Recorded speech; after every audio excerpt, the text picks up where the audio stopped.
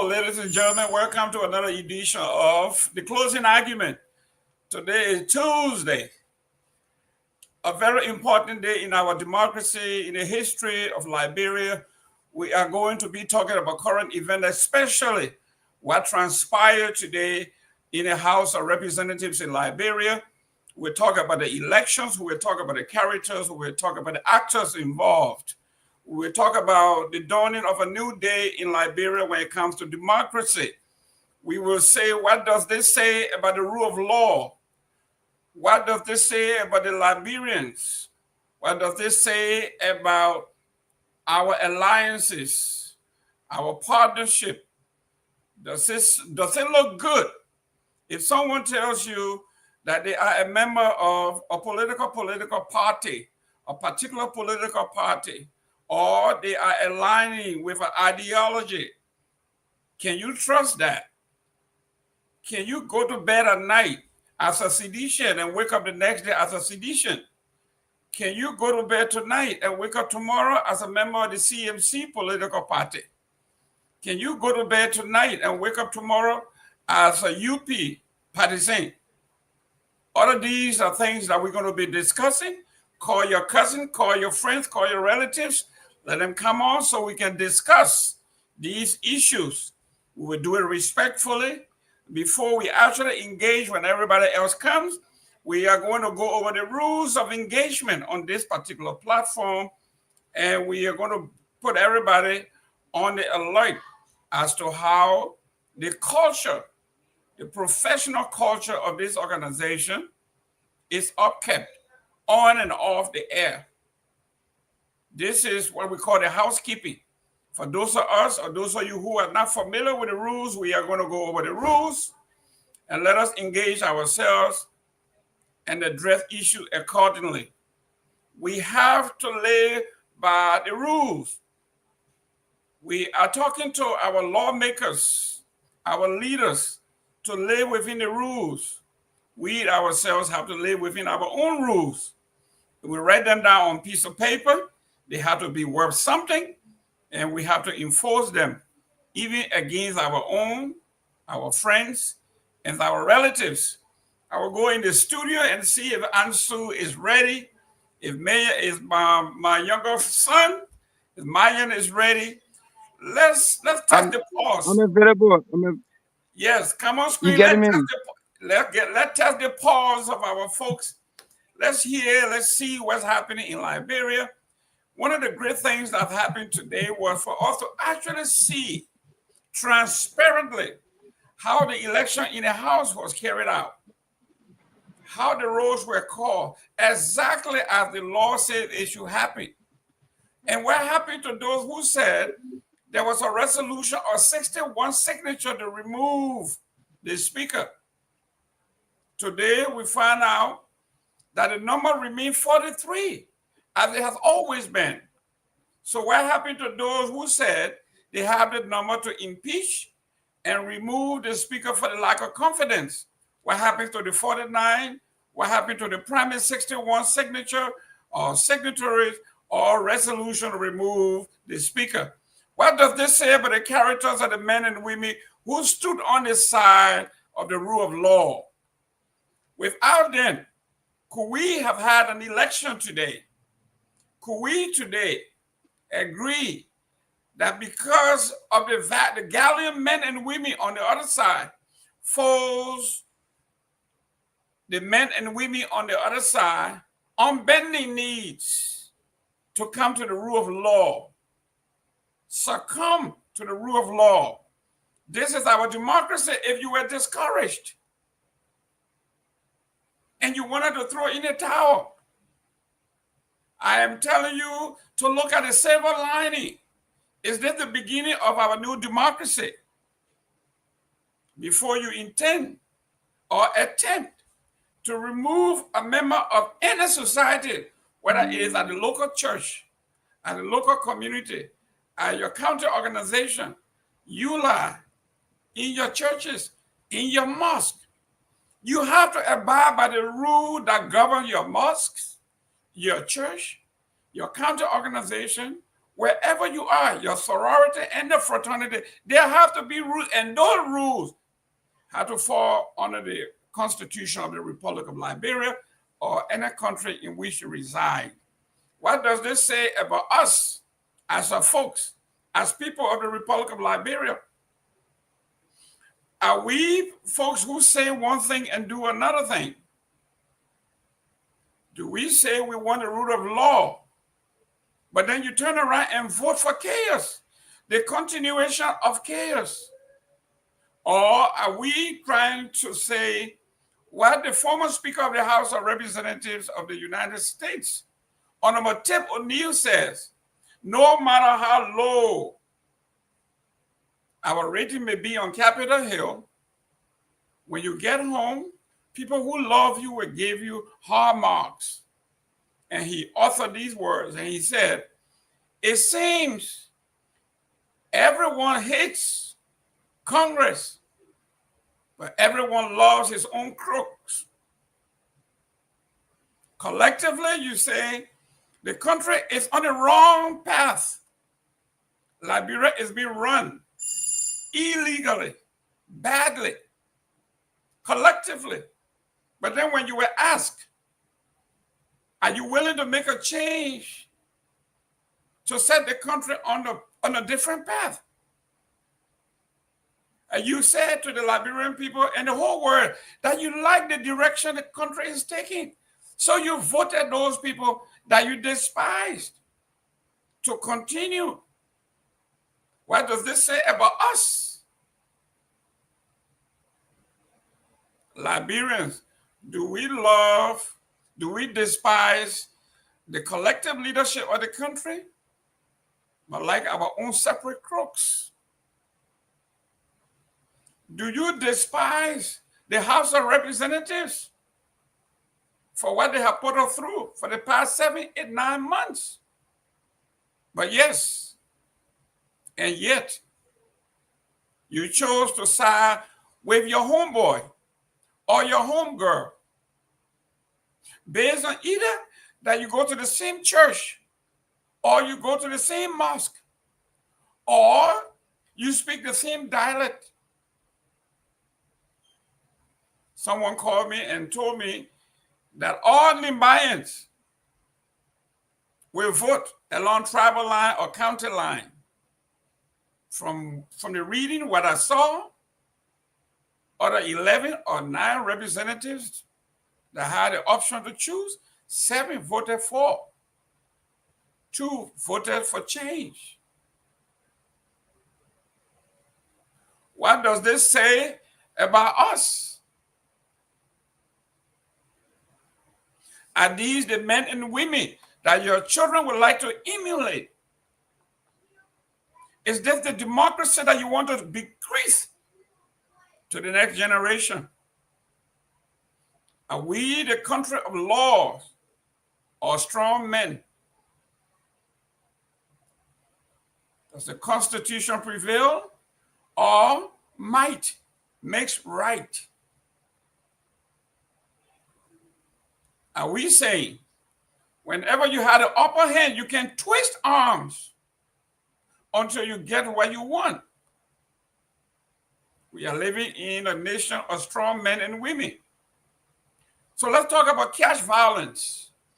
When we talk about violence, people think it's taking the hammer and hitting people on the head. But what happens if you take the developmental funds of the nation and bribe people to vote a certain way? Is that violence? They call that cash violence. Is that okay with you? You don't have water in your districts. You don't have electricity in your districts. Money that were earmarked for electricity, for roads, for hospitals, for schools, are being used to bribe people to vote either way, as we saw in the by-election, and again, as we saw in the House. What does this say about Liberia and Liberians? We're going to discuss these today in depth. The closing argument. This is where we come to close the argument. What happened in the House? Today we are going to close the argument here. We have closed another chapter in the political history of Liberia. Today, Liberia has a new speaker, Richard Cohn. I witnessed the entire episode. He was duly elected according to the laws, the Constitution of the Republic. And I salute Mr. Cohn, Honorable Cohn, for being elected as the legitimate speaker of the House, no matter how he did it. But the rule of law said he had to come under the gavel of a sitting elected leader. And that person that was duly elected that presided today was Thomas Fala, under whose rule rolls were called, quorum was held, vacancy was announced, candidates put forth their arguments, and they were tested through a vote, secret ballot, transparently counted in the presence of both camps. That's democracy. If you were disenchanted, if you were discouraged and wanted to give up on your own democracy or what remains of it, I say you had today a silver lining in the cloud. As dark as it may be, we see a silver lining where men and women of courage forced political barbarians that are descendants of political Neanderthals on bending knees to democracy, to the rule of law. I salute the men and women that voted for the 26 men and women that stood firm. I salute the district that produced the 26 men and women that stood against all odds, including famine. Their salaries and their benefits were withheld. Some were even illegally suspended. Despite all of that, they held down the fort. If you look at the political bell curve, we say these are true believers. Hungry as they were, starved as they were, deprived as they were, they stood their ground. It was on this platform that other folks came and said Musa Ability and his group will not get less, they will not get even 10 votes. And today we see that the most the other side could produce was 43, which is not enough to impeach and remove a speaker according to their own bylaws and constitution, which require 2/3, 49. We have been at 43 from the beginning of this argument, and we are still at 43. So the rule of law has been vindicated.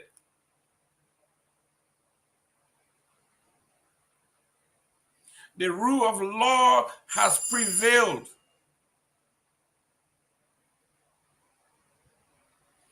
You have brought in political Neanderthals on bending knees to live by the rules. This is what the Supreme Court says. Whether you agree, whether you accept it, whether you acknowledge it, it is the fact.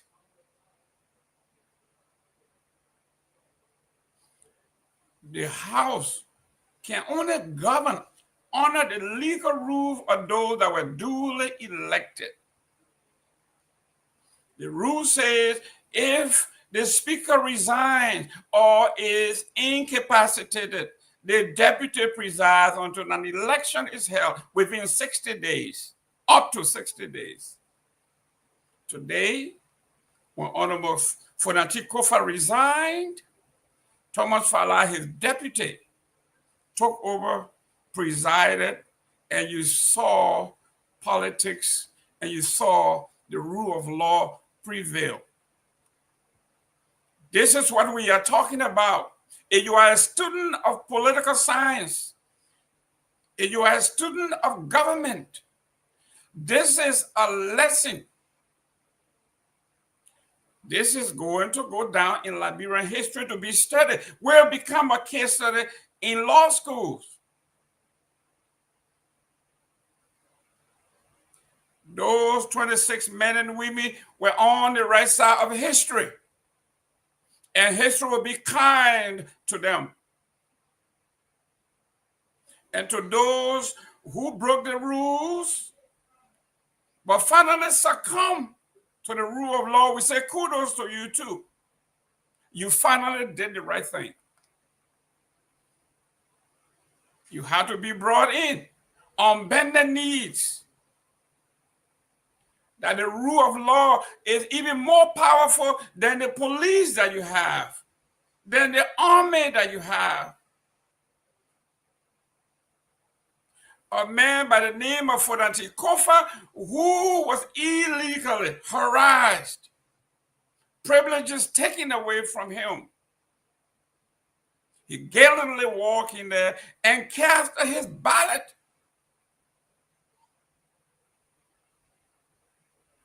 That is the man, I would say, he is the man of lion heart. He did not fold his arm and run in the absence of protection, in the absence of a guard. He had with him the most powerful army in the world, the Constitution.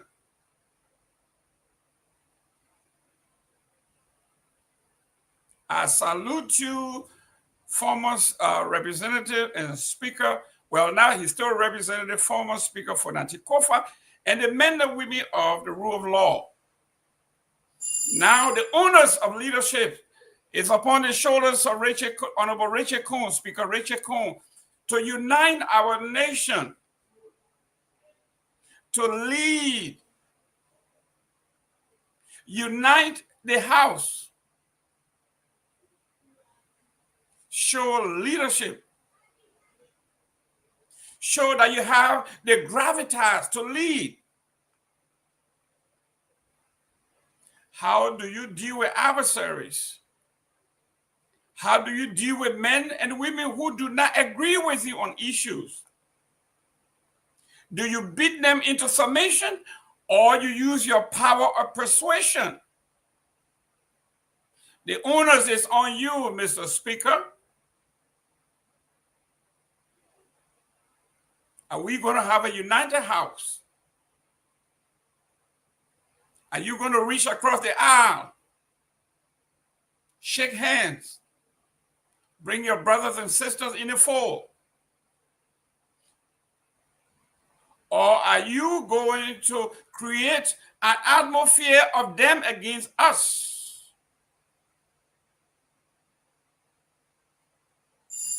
Remember the prince said they do people who are leaders and subjects. They will succumb to those they fear, but will die for those they respect. Are they willing to go into battle with you because they respect you or because they fear you? If you rule on the side of fear, my brother, it's going to be a long 5 years.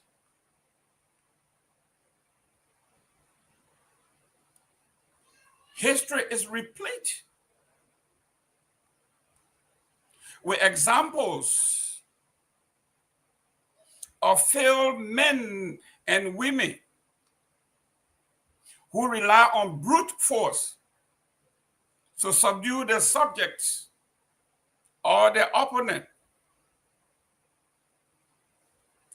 Are we going to unite our country? Or you are going to use brute force to subdue your opposition?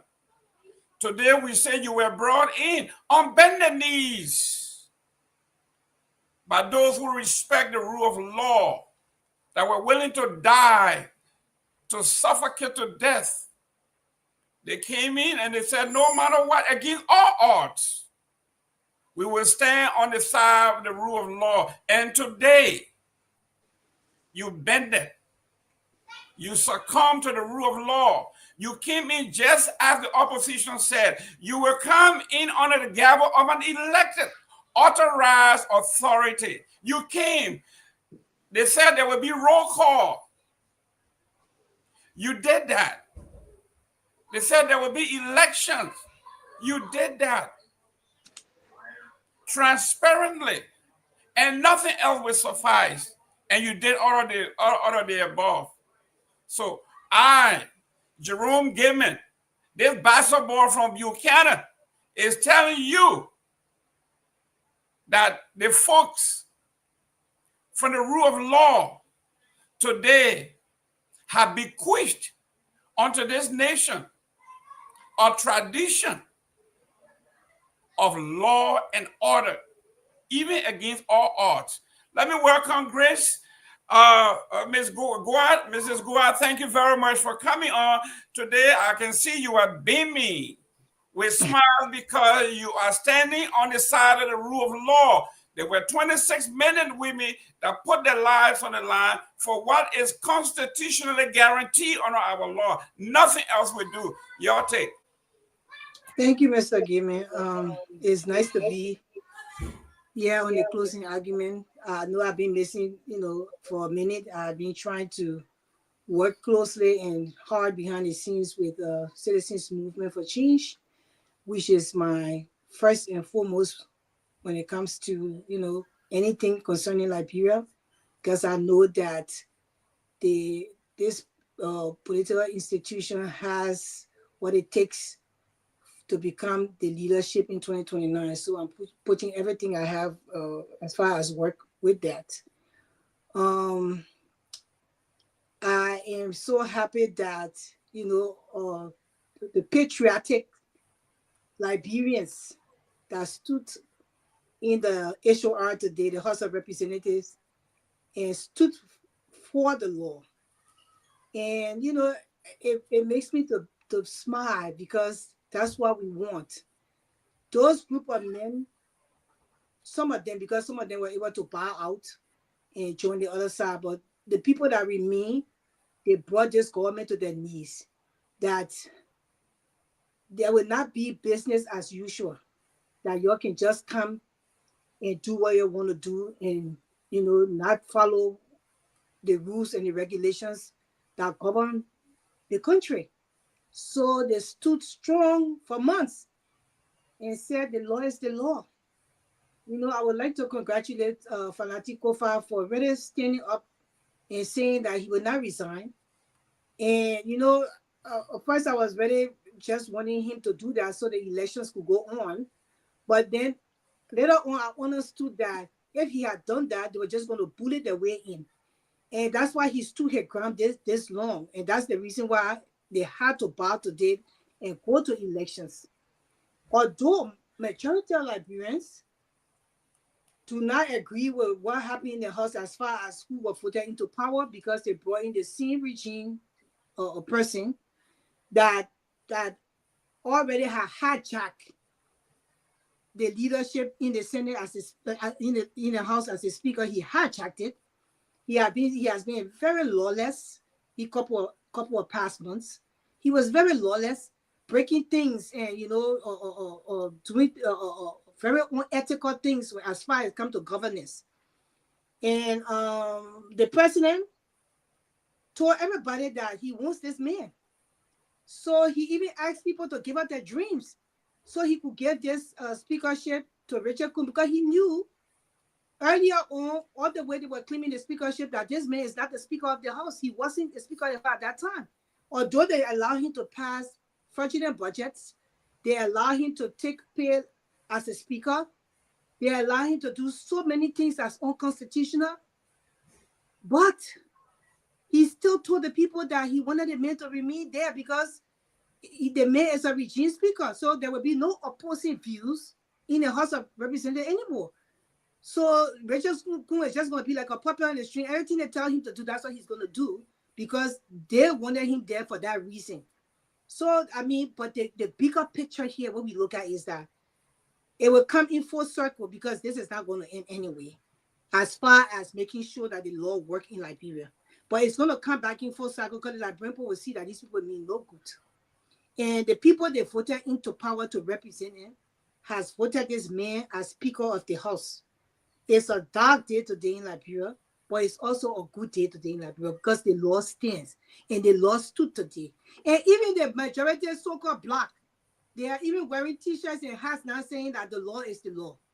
So the message they are sending is that what the rule of law caucus stood for and what Fanatic Caucus stood for, that's what they agree with now. So it means that we have won at this point in time. They know that they will not be able to bulldoze the law. And that's the main point. And that's the record that was set today. And I'm proud that it was set moving forward. Everything is going to fall under the law in Liberia. Thank you. Great. Honorable Pewee, this is your territory. Democracy, diplomacy, the rule of law. Yesterday, you were very gloom. You said you were disenchanted, you were discouraged. But today, I see not a broad smile, but I see the countenance on your face as one of hope. Talk to me about what you saw today and why should Liberian people keep hope alive, according to Jesse Jackson. You are muted. I was never disenchanted yesterday, but Okay. I was disillusioned. Good. Yes, I mean I was disillusioned, not disenchanted. But Great. let me actually, and again, yesterday you saw the way I sounded, and it's part of some reason, and I got some insight as to what's going to happen today, and you saw what we went around basically, and I knew that, and it's just going to tell you. That's what I said from the beginning that we should have ended this thing probably in November of last year. And we would have been to the same position here. And when I first came, I said what was unfolding was illegal. On a serious note, categorically illegal. But I was asking then Speaker to resign because we were going to end to the same process. And obviously we ended here. And it's good that, and let me take this time to congratulate all of the parties. Particularly, let me congratulate my own dear friend and brother. And I was one of those persons I was fearless, said that he was now a legitimate speaker. Now that he's being legitimately elected today, congratulations to him. But the functionality of the rule of law is evident by the reason we all as people detested a war in favor of democracy. If we agree to end the chaotic situation that engulfed the country in 1989 and say we need to replace that with democracy, and again, I do believe that liberal democracy is not its function. The fact that we will never go back to the butchers, we will disagree to agree, we have people will be brave to challenge the status quo and eventually move through the cracks of time and the team civility is very important. So, but the process about the way we got here, it will always say to you, politician, we always be politician. And we, the people, sometimes suffer the consequence of their actions. Wow. Yes, we suffer the consequence of the action. Mm-hmm. And it's part of what has been unfolding in our country. And today we again try to take another big giant step into another era. It's a new era here now. The end process about what unfolded yesterday and what happened today. But the fact that the rule of law, democracy have been restored in it full-fledged, the constitutionality now being restored is very important that we all celebrate. Now, Mr. Boaka can go to bed tonight and wake up tomorrow morning and believe that the three branches of the government, via Article 3 of our constitutions, they are not only functioning, but they are in line with the constitutional process of our country. So it's important. You now have a speaker. There's no illegal Babati speaker no more. You have a speaker, you have a pro tem, and you also, so the legislature as a body, that construct is there. The Senate and the House of Representatives, they are now functioning. And we hope the fact that they will start official business today, they start official business today, will move the country legislative process forward. The reason why I'm intentionally trying to get into all of these things and what unfolded, we talked many times about it. We went into it. And what I learned about politics, that's a stale milk now. I'm not going to waste my time on it. It passed, but what we intend to say now is to evolve most of those things coming to happen. And again, what I would say to you, the fear is that the functioning, and you should know this, you old enough to understand the intent of the Liberian politics. To force a sitting government anywhere in the world seems to be a very difficult thing. Even those governments that pretend to say they are a democratic process, right? So it's just unfortunate that we find ourselves where we are today. But the fact that, and one thing today, Mr. Kufa said, yesterday I was very disappointed. But one thing today he did, if you follow the process given quickly, before they went into the elections, there was a difficult process they had to crack this morning before moving into the elections. The issue they agreed, all the other things, they accepted Kofa resignation letter, but they didn't want to lift the suspension on the rest of the colleagues. And Kofa said to them, no, if you can accept my letter, accept all other process as to what the Supreme Court said, but you want to leave this issue. That was an issue, technical issue they have to send it. Eventually, they went to voted to lift the suspension of those guys, and that opened the room for elections. They went for roll call. You remember yesterday I asked Mr. Bidin this discussion. Are you guys going to have an open process? Will there be a roll call? Will there be this? Because that's what the initial intent was to come and do a reaffirmation. That would have been tantamount to being unconstitutional also. That's correct. The fact that there's a roll call, and that's why this morning, fighting very closely, roll call and all of things. Now we have an election and we have a speaker. Democracy won. And so we're not going to go back to what we said before. But what I'm going to do critically moving forward, I'm going to start to perform the politics of our country on the basis of how we fundamentally going to look at it and how we're going to unfold. That's what we're going to do to protect the interests of the people of our country. That's what we have to do. Sometimes they say a lone voice can be powerful sometimes if it is carefully handled. So that's what we say today. I'm happy for democracy, and we look forward to returning to the country soon and celebrating the country for that kind of a process. That we can slip and we can get on and we'll move on. That we refer to as political slippages. It's possible it can happen. Great. Grace, let me read to you some of the greatest thinkers of our time. We talk about Robert Jackson, Lord Bingham. This is what he said about equality. The principle that everyone, regardless of their position or power, is subject to the same law. And on accountability, he said, all institutions and individuals are accountable for their action under the law. Independent judiciary and impartial and independent court system is essential for resolving disputes and enforcing the law. Absent of this, there is no republic. We are talking about the rule of law. This is where we are. We are smiling because a group of Ghanaian men and women, 26, had the audacity and the gall to say we are ready to go to the chamber with our neck to be chopped off, but the rule of law will prevail. And today we are saying it. What says D about the men and women? Liberia, we have something to be proud of. Yeah, I am so proud of the rule of law caucus. I continue to say that they stood their ground. in the layman terms, you know, when people try to, it's just it's a metaphor. It says they got balls. They stood their ground and they made sure that they had the government to their knees. And I'm not going to sit down here and pretend, you know, with this whole Liberian politics. Liberian politics is corruption, period. And we know very well that we all know, if we're coming from our heart and we love this country to the core, we know that what is going to happen now moving forward is that Joseph Boakai and his cronies and his rogues, or the rogue regime, they will continue to steal. Because we know that's the reason why they made sure that Richard Kun was voted into this. They did everything and anything to get that man voted into power. And they know the reason why, because they know if Honorable Beta had been voted in, it was going to be a new day. It was going to be a new dawn, because there were going to be audits done.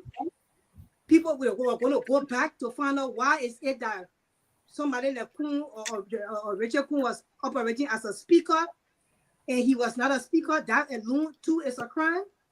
So they knew that if they were going to vote differently, it might probably be that something different was going to happen, like we were going to get on the right track, and it was going to cause problem for this Joseph Boakai government.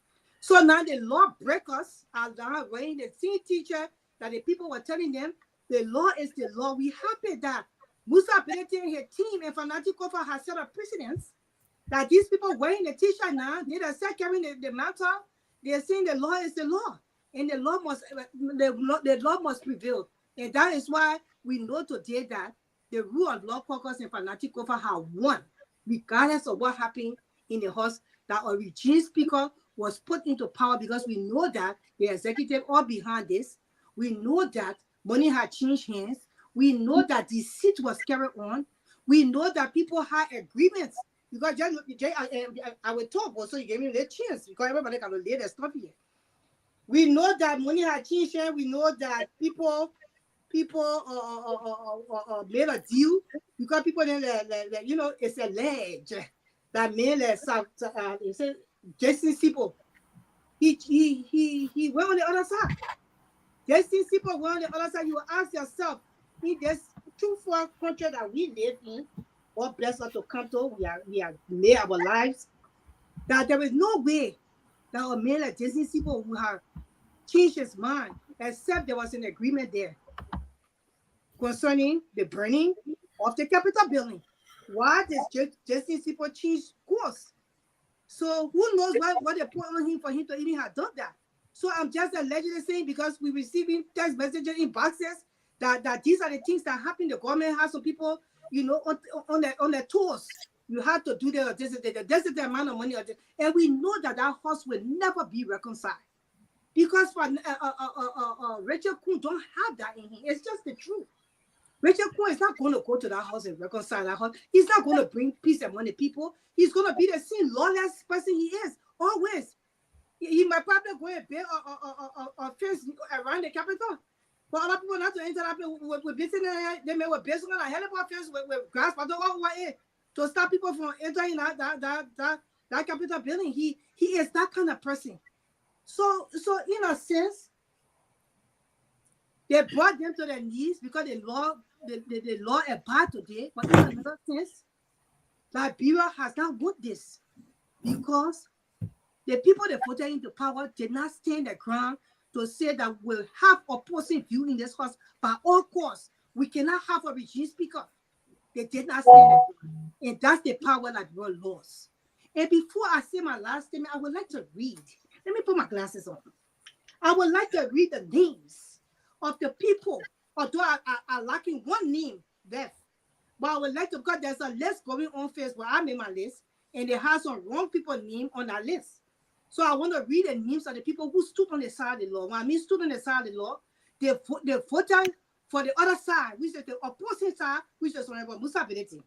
So I will read the names, because I think it's right for the people to know who all voted for the right side. Because when Honorable Benete put on his post to get 2,000 and change people went there, some people cried, some people were happy, and some people liked the post. It means that majority of Liberians did not like what happened in our house today. And it's just the truth. So let me read my names here before I pass it on and welcome Mr. Victor Nyenwolo to the show. I will read my names. 1 minute, I'm there. So the names of the real, I would say the names of the real patriotic Liberians who stood today and say, you know what? We will not vote in this regime speaker. We would rather vote on the other side because we know that if Honorable Musa Pelete sit in our house, there will be opposing views. The government will not have their way with the budget.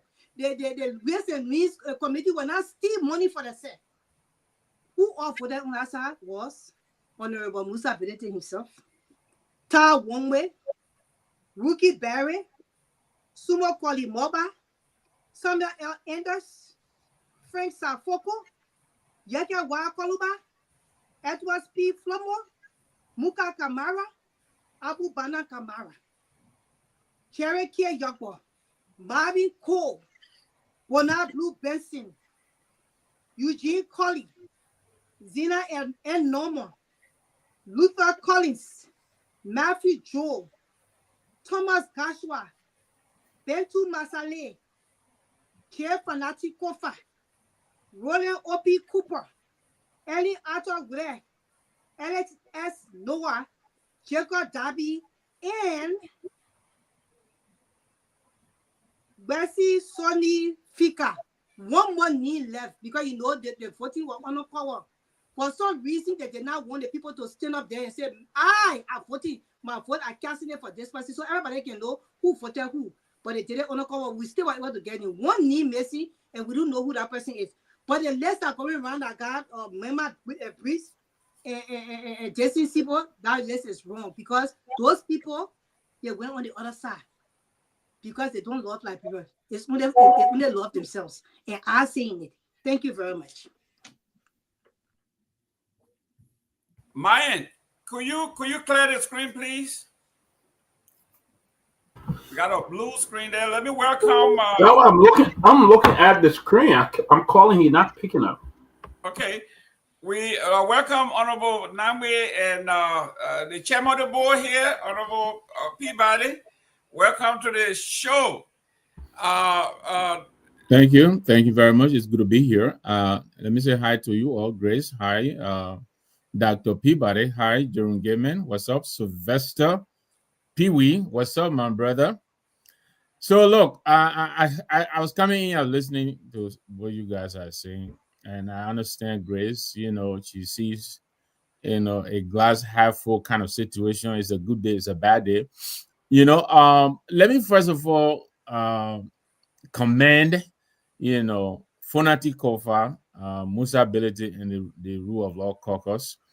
I think what they did is the beginning of the end of the violation of our constitution. I think they have started a process here, and I will encourage Musa Ability through the CMC to continue to champion that the rule of law is followed during his time in the legislature as well as during his time in government. I think what they've started hopefully will continue now, where people, we will not only talk about it on a show like this, but people will actually take action, you know, and take a stand against the violation of the Constitution. I mean, it is clear that now Speaker Kuhn, he got 43 votes. He never had a 49. If he had a 49 today, he would have won by 49 or more votes. He got 43 votes. So it was clear all along that they did not have the 49 to remove. And what we saw today is what we've been talking about all along. If you want to remove Mr. Kofa, you can remove him, but make sure to do it within the confines of the Constitution, what is prescribed. And that is the process that was followed. So I like to congratulate them, you know, Musa and the Rule of Law Caucus, and also for Nadik Kofa, you know, for holding the line. I know this was done at a tremendous sacrifice. You know, a lot of people didn't get paid for quite a while. And Musa himself for putting himself up I already did it, sir. To be the sacrificial lamb, you know, to test the system. I think the system has been tested. Yes, we lost today, but this is a win. Some wins come in the form of a loss, but in actuality, net is a net win. I think today the Rule of Law won, and I think Liberia won. We will now continue to insist through this platform that they have initiated that will continue to stand up for what is right, and reject what is evil, reject the violation of the Constitution. So I'm with them, and I hope the country will understand this. I am sure if the election we were given a little longer time, I'm sure Musa number would have grown. But hey, 26 for against someone who had all the backing of the executive. He had all the power behind him. The pump and pageantry. I was in Monrovia 2 weeks ago. He plowing through these streets. Some of the little streets are so tiny. REP one. Grace made a point. He was never speaker. He was paid for speaker. I hope they will go after him to return that money that he took as speaker, because he didn't deserve that money.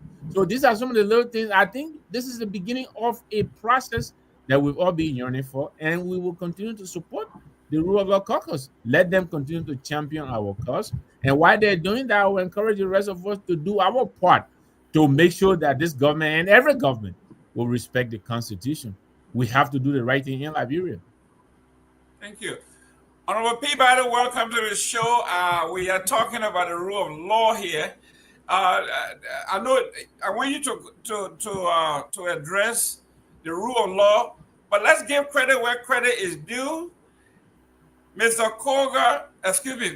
Kuhn, Honorable Kuhn, Speaker Kuhn was able to keep his 43, even though he imprisoned them, make sure they didn't leave. They were over at some hotel surrounded by police. Nobody left for 7 months. And he was able to keep them together, brother. You got to give him credit. What did he do right to keep 43 men in one room and they never left? They stayed there for months and they delivered. Your take on both. Thank you. Good to see everybody. Mr. Gilman, thank you, and good to see you again. Now, Gilman, let me say this. I don't know. Our people are driven by instant gratification. And that's why we saw there at the so-called majority group. You had the executive supplying them with money, thousands of dollars, and so they're not driven by bringing a change, representing their constituent and things like that. They are driven by money. That's all they are there for. A lot of them don't even know the oversight, the responsibility. They don't even know. That's what they're just there to follow what money is. But what I felt today is Liberia is very sad for our country. Even though we're talking about, oh yeah, the rule of law today, the law has been, it's true. But let's look at what brought us to this. Look at the disgrace, the pressure, the humiliation and stuff that they brought on Mr. Kofa and the other people, the other members that did not support, that stood for the law. Let's look at the turning that put them through, what they had to go through. They're taking their pay, they're threatening them, they're taking an ability business and taking their way and stuff like that and threatening him. That's not law. What we saw today is just they're going to continue because they want to control the budget. They want to be unaccountable to people. That's why they go in there today and they say we're having an election. We got 43. You spend almost just within one day, you're spending more than $100,000 bribing these people just to come and vote for you. That's not an election. That's not what we call an election based on handout or instant gratification. Let it be based on the people seeing the competence in you to lead. We know that Richard Kuhn is not going to lead. He's going to be a puppet to the puppet old man there as well. And they're just going to be there. And the budget and the money, he and Tomalin have been on the Ways and Means Committee for I don't know how many years. There are millions of dollars that people have talked about that they suffer and investigation. They don't want to go through investigation. So they're just trying to solidify their stealing base. And what kind of legislature is that? But those guys that stood up now voted for honorability today, those are the real heroes of Liberia. Those are people that, if you really want to talk about the interest of the country, the law of the country, those are people to talk to. They're not these group. No, I don't want to use some words here tonight, but it's not them. They are just bunch of criminals who are going because of money business. Nobody got have done a single thing in the county that shows that our representative is advocating on our behalf. He's doing this for us on our behalf. They all did that. That's why they could have killed former Speaker Kofa, because they wanted this era to get money and stuff like that. It's sad for our country.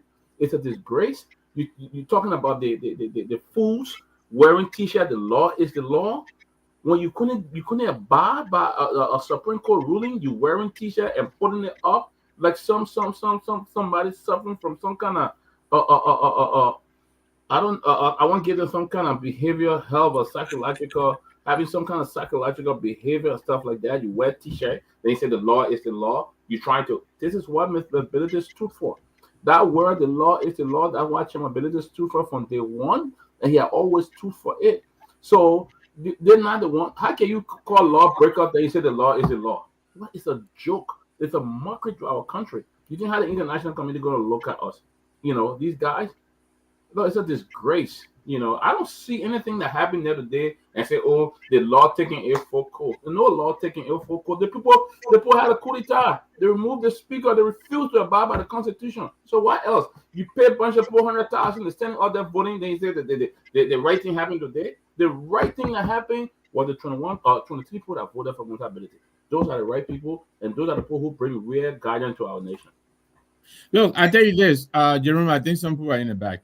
I'll tell you this, and I started my intro by saying, you know, kudos to Musa and the rest of them. This is an election whose result was predetermined over 6 months ago. We knew what was going to happen, right? This government is swimming in $880 million that was passed on an illegitimate speaker. They were not going to reverse that. We knew that. There are a lot of things they've done that they were not prepared to admit to, and the only way they could legitimize all of the nonsense they did was to make sure Kun was reaffirmed today as the speaker. We understand that. So we knew the stock, you know, the odds were stacked against us. But yet, Musa had to go in and test the system. And I think he did a wonderful job. I think he should be commended for this. But we knew what was happening, and we knew what was coming. Now, what is going to be more important is what we're going to do going forward. We have to now insist on checkmating all of this blatant violation of the Constitution that has been happening. We have to hold the government accountable. And this is the responsibility. This is what the opposition is supposed to do.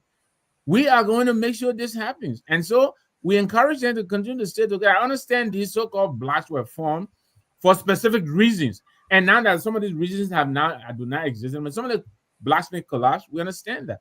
But we're hoping that somehow the rule of law caucus will even continue to build in strength and continue to challenge this government to make sure they do the right thing by the people. Great. Welcome to Alexander Torgbean, the spokesperson for STAND, okay, the public relations person for STAND, and also the owner of the whistleblower.com in Liberia. Welcome, Mr. Biere. Thank you, and greetings to everybody. Thank you, and greetings to everybody. Great. Mr. Pewee, let's go to the politics of the lonely crowd.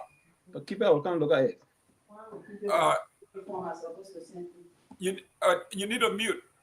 No, I'm talking to you. Go ahead. Oh, okay, because I'm hearing somebody in the back. Oh, you're in the back. No, I'm talking in the back. No one's talking in the back. No one's talking in the back. I'm talking in the back. Okay. I cool a little bit, right? Man, you can tell her. You can tell a woman, tell a man at the same time. It's all right. You got male or female first? No, I was actually talking in the back. Okay, it's all right. I'm in the comfort of my home, so I can say what I want to say. But you can go ahead. It's all right. Now listen, Pewee. Yes. During a great period in the 50s here in the United States, the academics, someone like Gabriel, the great thinker, they thought about something called the lonely crowd was a shift in the American political psyche, their thinking. Can you detect to some degree that what just happened with the rule of law could at some point shift our political thinking in Liberia to some degree? So listen, is a suspect change or some kind of a eruption that unfolded, and it's a little bit close to that, but not in totality. And yes, what I'm saying that, we are not convicted set of people in the country, and that's where we're struggling to reach. We have to be a kind of convicted group of people that we have to target certain things and be more ideologically inclined towards and be very steadfast in trying to protect that. But yes, it may hold those kind of a thing. We close to it, and now let me be very honest here. And as I always try to strike the balance in those delicate issues, that the rule of law caucus they have started a very consequential debate towards the process. But what we have to do now is that we have to be more or less very focused and see the process moving in the way that we all intend to see it trend through the system. Now, you're right about part of the caution you're trying to link, but not in totality that you want to push it to the system you're trying to match it with. The fact that we came to this level today, given it's a kind of a debate that would send a chill to many of us that have not had the thought process that we would have ended this way.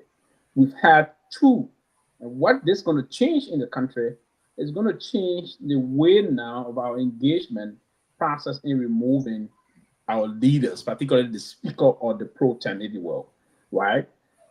Two different terms, if you will. During the Madame Salif time, Speaker Snow and other Speaker Tyler got removed under similar circumstances. But the different side of it is that at the end of the day, before they shook to the rank of it, Speaker Tyler resigned, Speaker Snow resigned, and then they went through and brought in new speaker. Then Tyler came when Snow resigned, and then Nukwe came when Tyler resigned. But this time around, this man, he himself a lawyer, a very practiced and educated lawyer, said this time, I'm going to challenge the Southern Court. And he succeeded in doing that. Despite the way we thought it landed, it was not the way I expected it on a serious note, but he succeeded in showing that the particular process that he challenged and the Supreme Court ruling today, that manifested itself on the broad-day process, right? The election went on. Now, listen to someone say on the show that they had an honor ground election. No, they didn't have an honor ground election. That's the procedure. You don't have a year and year during election process in the Honorable House of Representatives. It is through an open ballot.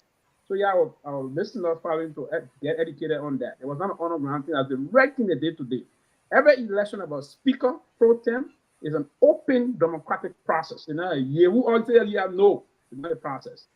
For the business of that, we have to get a ballot box. Those people will declare their intent. They will go and vote, and they will count the ballot at the date. It's a secret ballot. They will go and vote, right? So that's the system they did today. It was good, but at least it's a victory for the rule of law caucus. It's a victory for all of us that respected the basis of the Constitution of the Republic of Liberia. But we ain't shipped to the level you're saying. I don't think so. We stay far from that in terms of it. Even the very rule of law caucus, the way they went about certain things, all of them, you see the number. The number shifted from that 33 to today 26. So this will tell you that we still got some problem to navigate again. We stay far from it. Great. Mr. Bieder, the conversation began with the rule of laws. There were folks on social media and on this platform that says that the rule of law, I mean, the majority of black has 61, some people say 49 signatures to remove at any point. And we challenge them to come. If you have your 49, why do that? Just come and do the stuff and remove the man. And today it was validated that they have never gone beyond 43 as has always been. Today the vote has been 43 as it has always been. When Kun was illegally installed, when Tomo Fala said majority has it, we have 43. We are back to 43 today, not 49 and not 61 as they have purported.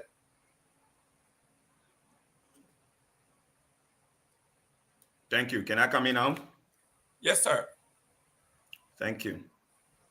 First of all, like I said the other day, I think yesterday, what happened today on Capitol Hill was a reaffirmation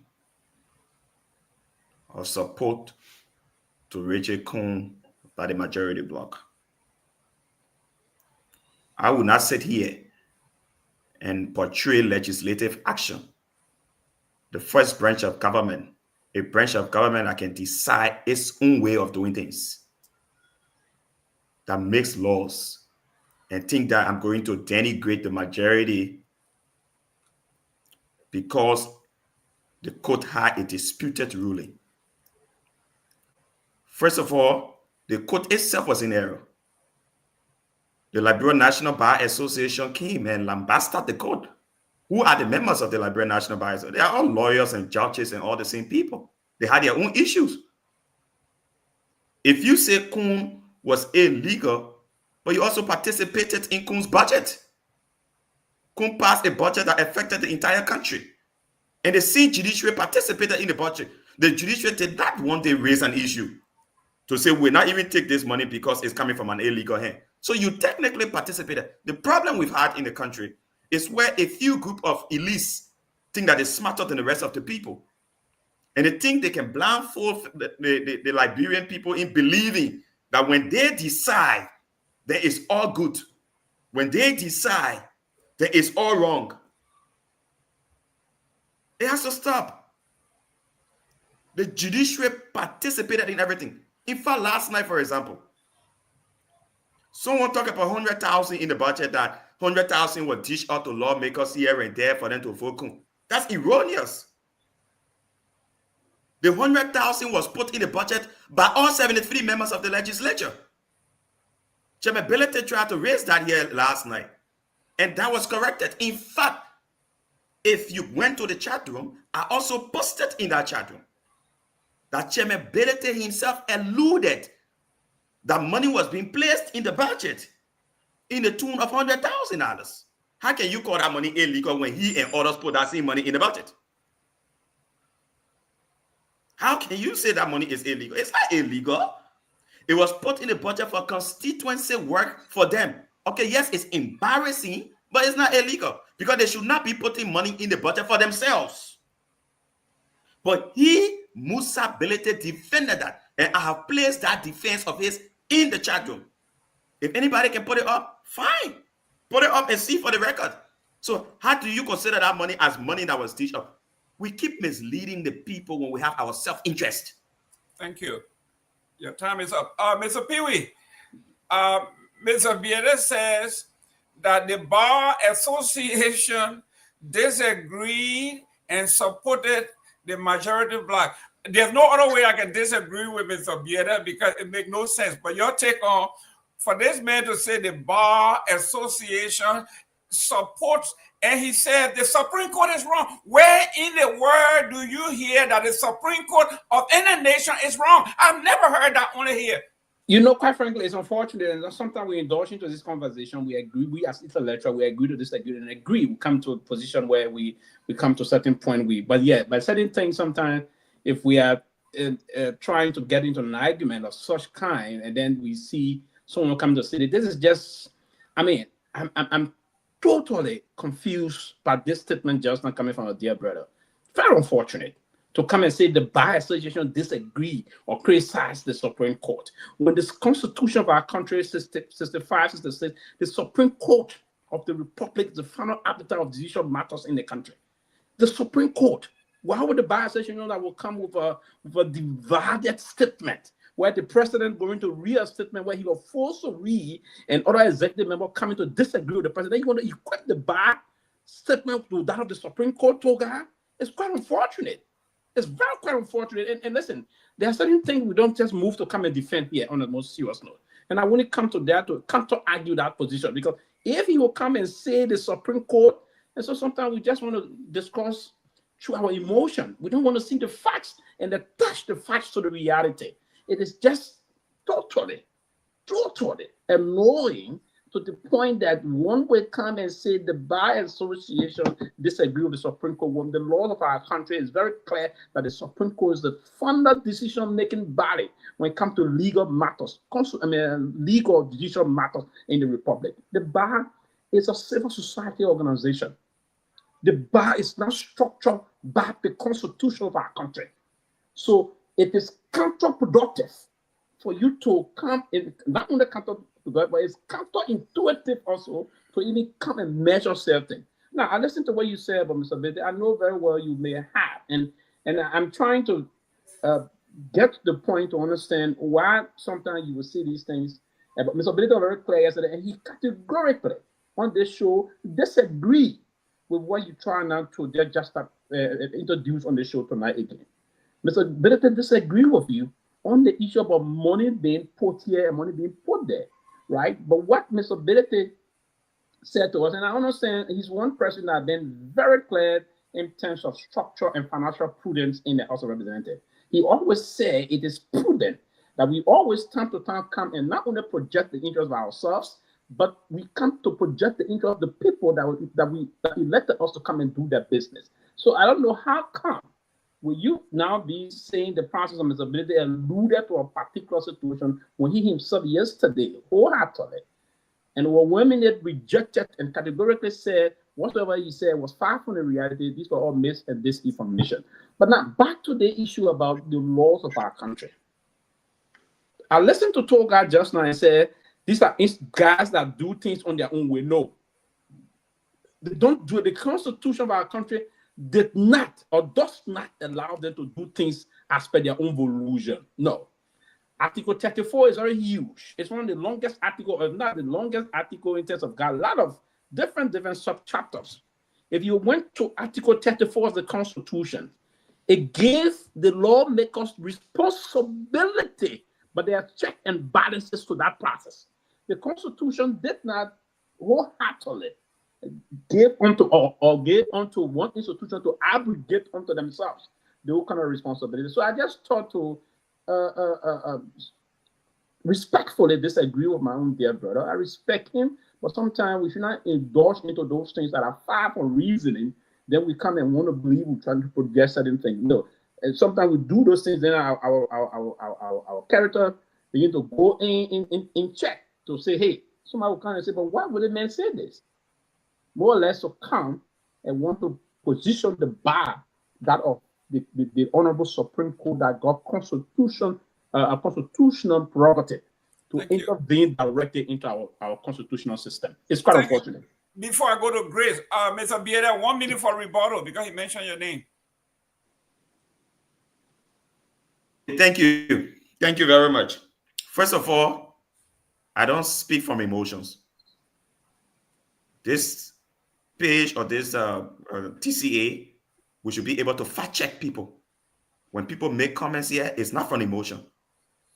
When I said the Bar Association disagreed with the Supreme Court, I showed an article. I have placed that article in the chat room. Check it out. That's not my view. That is a view of the Liberia National Bar Association. So how am I being emotional? You said disagree. Now you're saying disagree. I said disagree. No, you said disagree. Why Please, you let's stop you said disagree? We have rules now for this. We have rules. We have rules. One of the Yeah, but the Bar Association and not the court. Are we going back to the same? No, go ahead. Go ahead. Are we going back to the same Listen, thing? you got 1 minute. No, go ahead. You can use the thing, the wrong one. Go ahead. Are we going back to the same thing? Go ahead with your rebuttal so we can go. Go ahead. So guys, you go ahead with your 1 minute rebuttal. Please. Yeah, just before my 1 minute, I just wanted to say this. We have rules. They just said go ahead, man. Go ahead. Brother, let me make the rules. But go ahead, no rule, but go ahead. Essentially, go ahead. Mr. Bede, come on. The rule also said the moderator has the right.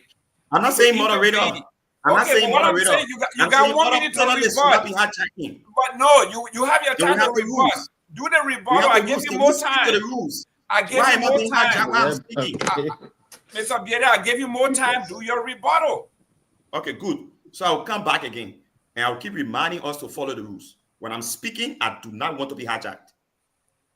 I'll come back to the rules. First of all, everything I say here are backed by facts. What I said about chairmanability is allusion to the fact that 100,000 was put in the budget. When he mentioned here 2.2 million, I also drop it in the chat room. I don't come here to speak other feelings. I come here backed by facts. In fact, even the Funati Kofa that everybody wants to brand as a claimant, I've also placed in the chat room a report from the fact-checking group sponsored by UC, where Funati Kofa had a budget altering from $3 million to $7 million. I have also placed that in the chat room. I'm a journalist by training. I will not come here to come and make wrong insinuations. I will come here and always provide facts. If you want to be fair to the public, the facts I put in the chat room, you put them up, and then you can't tell me on my facts and say what you just placed in the chat room, they are lies. But I will not put it in the chat room and we conceal it from the public, and then we come and lambast me as though what I'm saying are not backed by facts. Everything I'm going to say on this platform, I will back them by facts. I'm not going to come here and just say the men are rule, the person are this. I don't do that. I will not make politics with people's lives. Thank you. Grace, here we are talking about facts.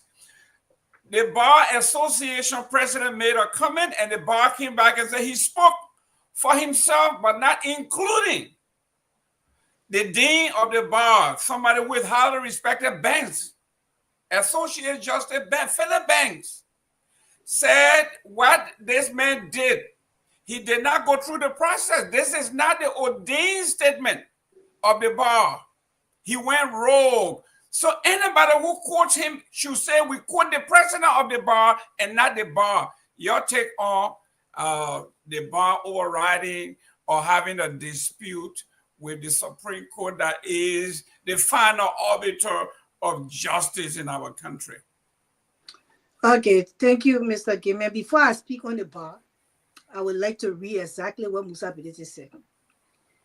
Musa Belete said there was 100,000 in the budget. And when it was sent to recast, it was reduced to 50,000. He did not say it was right because 100,000 were put there. And then the folks at the house, I'm speaking from what he said. He said, and then the folks from the house and the LSCE took an additional 13,000, leaving it with only 37,000. That's what he said. So I don't understand how this is equivalent to him supporting the one record. It just not adding up to me. But I will move on, because people they got something when they stick it in their mind that you can't change it, and it's okay. Some people. Is it Harriet Tubman? She says some people were enslaved. She couldn't free them because they never even knew they were enslaved. So when you keep stuff in your mind like that, nobody can change it. They can't change it. That's life. We will move on. But the president of the by-elections, the president of the how they call it? The Bar Association. The Bar Association. The timing, everything is timing. I spoke about journalism. In journalism, everything is timing. The time he even came to make that statement was totally wrong. So whether he came back to say, he was making a statement on behalf of himself, or he was making a statement on behalf of the bar, the public already took it that he made a statement on behalf of the bar, because the timing was just not right. And besides the timing, when you come in like that and the timing is wrong, any sensible person, as we lacking them in Liberia a lot, will tell you both from the beginning of the statement, tell you that this is my individual statement that I am making on behalf of myself and my family, or on behalf of myself. You will not come on and just make a statement and leave it at that, and then the journalist start to go after you. Okay, you made a statement about, So, that's the confusion that they put the Liberian people in all the time. They put us in the Liberian people to confuse their mind, because it's all about, what in for me? What there for me? So it's just so sad the way these people carry on. But we will not relent. We will continue to speak. You know what? I'm so proud. I will continue to say of what happened in the house. When you are building a team, even with basketball, I will give you the example. When the people ready to build basketball team, that small practice and team that they go through for many months, sometimes years. You know why it took for LeBron James to be LeBron James, the international player? So it takes time for things to be, but and that's the reason why what happened in the house is a stepping stone, is a stepping stone of building something that will change that bureau tomorrow. And thank God it happened in the we got 4 years and some few months to elections for 2029. Thank God it's happening this time. The Liberian people, their eyes are wide open. Because you know what? That vote that went on in our house today, some people went to bed hungry. It did not favor them. Some people will not eat tonight. Some people never had clean drinking water in the village. So what they did for themselves. They did not do it for the Liberian people. We just want to be clear. If they wanted to do it for the Liberian people, they will have an opposing view in the House of Representatives. That's the right thing as a government is supposed to be like. There's not everybody has to be in UP to be a part of the government. So it's not going to benefit the Liberian people. It's going to benefit the greedy hunters. And those were the greedy hunters that voted Rachel Kuhn today.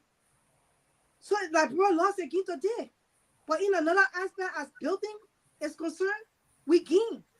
Because there was a message sent by the Liberian people through the Rule of Law Caucus that we will not be doing business as usual. So we send a message. We bow you down to your knees. You have to go back to vote. You have to make sure Rachel Kuhn will remove the illegitimate speaker that the world did not accept, that Africa did not accept, that leaders around the world refuse to interact with. We bow you down to your knees as a Liberian citizen through the Rule of Law Caucus and say that, you know what? This is safe for us. You will go back. Although we know Joseph Boga will buy that whole election in the house, we know that he will change money and they will pay. We know that he will touch some people's lives and some people's jobs, but you will go back and do the right thing. And that is the message that is clear. And that's the reason why we stay with the Rule of Law Caucus, by all means. Thank and you. we are happy for the people that stood their ground today. They are patriotic Liberians. And say, you know what? Regardless, we'll vote on the other side to send a message. For you to this short time, for you to have 26 people vote for you with a regime government and regime speaker who have been there doing all the lawless things, that's a message right there by itself. Nothing more, nothing less. Thank you. Honorable Victor Nangwe, something seriously happened today. And my brother, young brother, Mr. Torgbean, on many of our argument, most of our debate, and I will come to him, get a chance to rebut. He said or shared that Koga will be in the house to cast his ballot for the speaker. Because according to what he shared, and I know he shared it because he believed it, or along with his thinking, that until he moves into the Senate, he has the right to vote in the House, and he came in with something on his head like a mullah.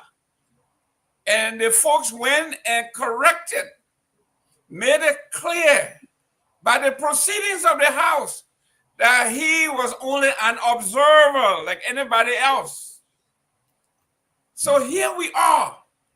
To those who said that today was just a formality and reaffirmation, today we can bequeath unto the next generation that the process, the law, the rule of law was followed. And in the process, Rachel Kuhn and his group, they were committing academic fraud by taking the name of the rule of law and printing it in t-shirt and wearing it without attributing,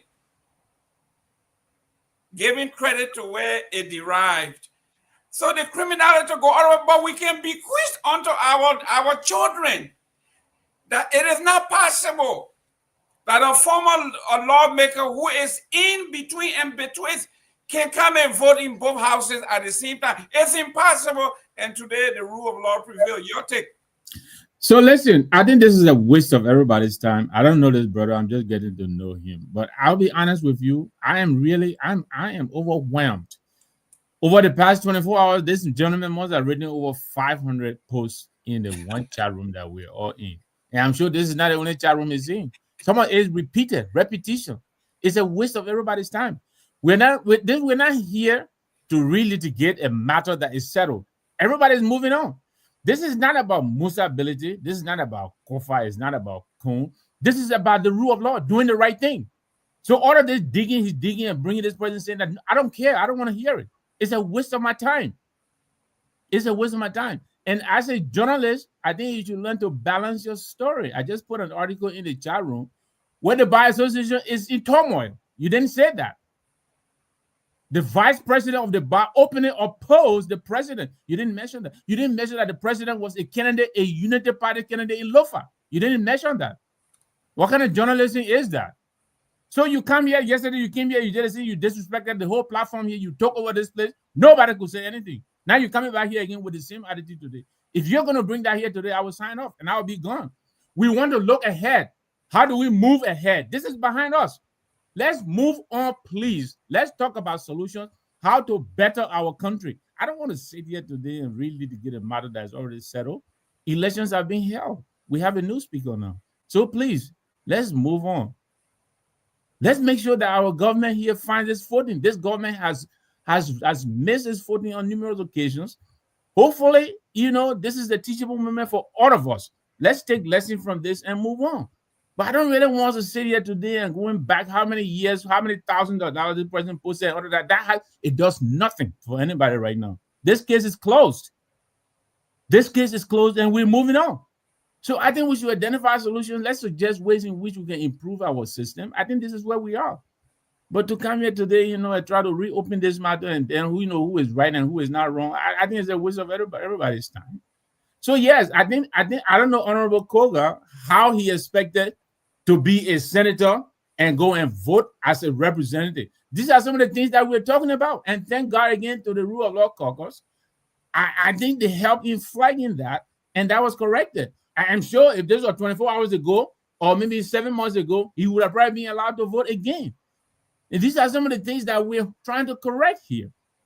So I think it was just a joke for him to have even gone in there and expecting to vote. How is that possible? That's like being in two places at the same time. Suppose there was a vote being taken today on the Senate floor. He was going to vote in the House and then run over and vote on the Senate floor. If you're going to go vote and come and vote. How do you do that? So anyway, I will pass it on. Thank you. I agree, Hunter. Mr. Torgbean, 1 minute to rebut. Thank you. What would be, besides what we say, what would you suggest that a new speaker does in the House to unite the folks, to have a united front to move the agenda of our country? Mr. Pierre. Thank you, Mr. Gayman. Thank you. Oh, yes. Thank you. Thank you, Mr. Gayman. Look, when I come on this platform, I come here and I start my conversations based on what the host asks me. I don't make my own topics on the show. So for someone to insinuate that I come here and I just bring my own issue and I go back to the same thing, then you're not following at all. I don't come here to select the topics that are discussed here. The topics are already made before I come. When I came on the show, you specifically, Gayman, asked me specific question regarding the legislative issue. Of course, and I respond to that based on what you asked me. All right? So I am not from any political party like Mr. Nyenwolo. He comes from the CMC, so he has to protect his political leader. I'm an independent free thinker. I'm not in any political party. You don't see anything like political party tag on me. So if I raise an issue about your political leader and you get angry, that's your issue. That's not my issue. The question you ask me is what I respond to. If you wanted us to bring to a closure the issue on Capitol Hill, I'm ready today to bring to a closure and start to discuss other issues. But if we come on the show and you say we must still drive back to the legislative issue, of course I have my opinion on the legislative issue and I will talk about it. So if you want us to move forward, you the host say, let's lead the issue that happened on Capitol Hill. Let's start moving forward. I will be prepared. In fact, yes, I'm not the spokesperson of STAND or the STAND protest. Let's get that corrected. So what is your title with STAND? International media. Of course. So let's fact check that. Yeah, but International Media Publicity Communication Chair. Okay. Of course, I'm not spokesperson. No, but okay, so you are the chair for what? Communication chairperson. International Media Publicity Communication Chair. I'm not the spokesperson of the STAND protest. So that was the first misinformation. Okay, All so right? you're splitting. So So you I'm not the splitting. spokesperson. So There's you a spokesperson. splitting. You splitting hair again. Hey, Chief. I'm not a spokesperson. I've already corrected that one. I didn't call you the spokesperson. I said you are the You PR said it. person. I said you are the You PR said it. person. Public relations. Isn't that what you are? You said I'm the spokesperson. I'm correcting you. I'm not the spokesperson. But you are the public. I But have my pen you here. are I the jot public down relations. everything everybody say before I respond. I got my pen here. I can jot down. Mr. Bieda, are you the public relation officer? No.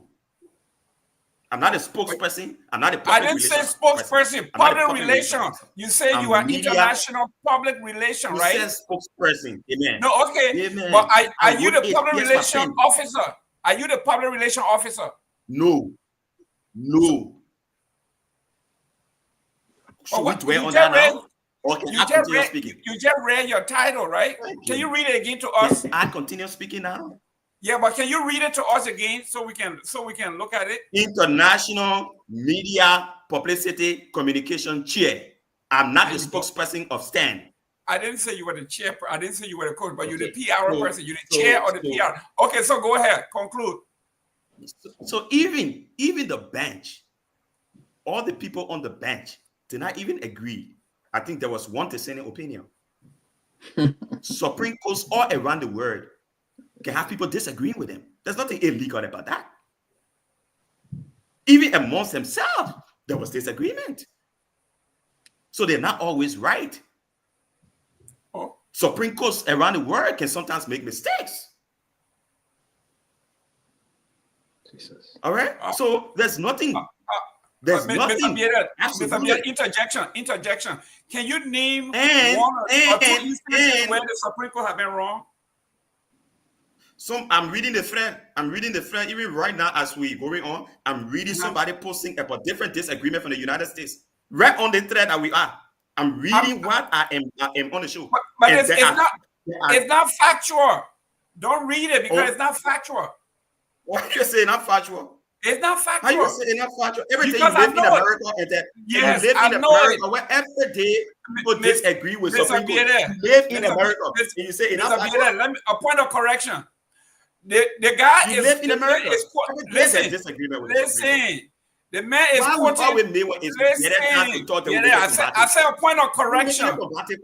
I say a point of correction. You won't allow a point of correction.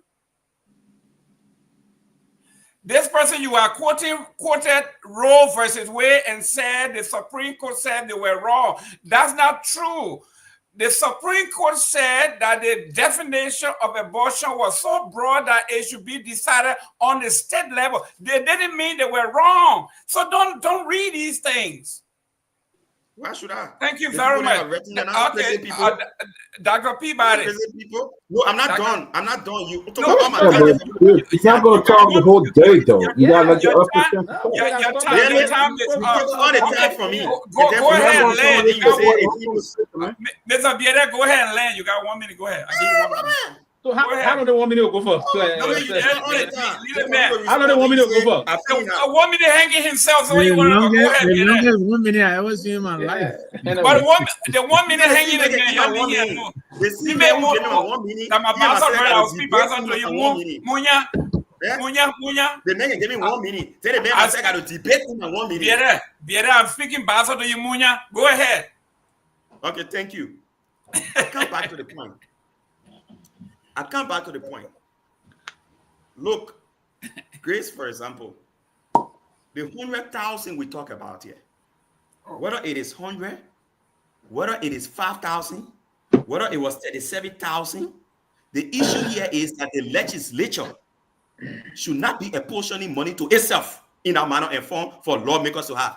The last time we had a 30,000 issue, we knew how many of us on this same platform went against the legislature for putting 30,000 in the budget for themselves. So it's not whether chairmanability says the money came from 100,000 to 50,000 to 37,000. The fact that they put money in the budget for themselves to use it for legislative work is illegal, is wrong.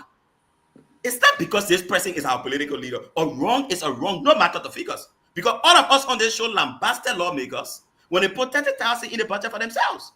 So let's forget about the 100,000. Whether they even put 10,000, no, they are not implementers under the law.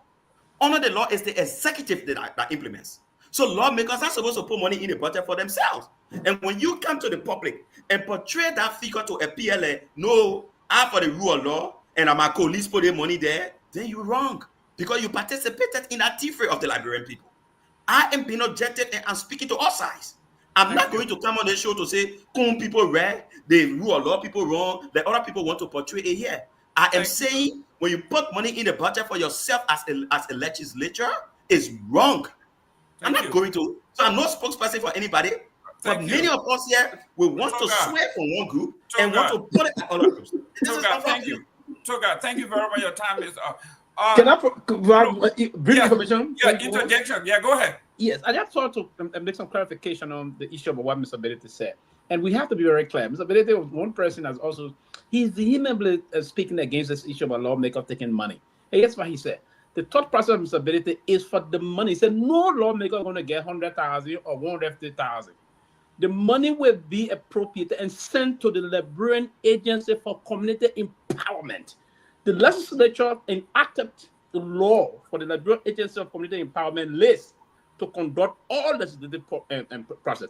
That's what the honorable man said. And I thought that is the best thing, and President Sadi pushed just before, that no lawmaker should take the money. It will go through the Liberian Agency for Community Empowerment list. It's there, and the very thing you put in the chat room just now. That's what the honorable man said it.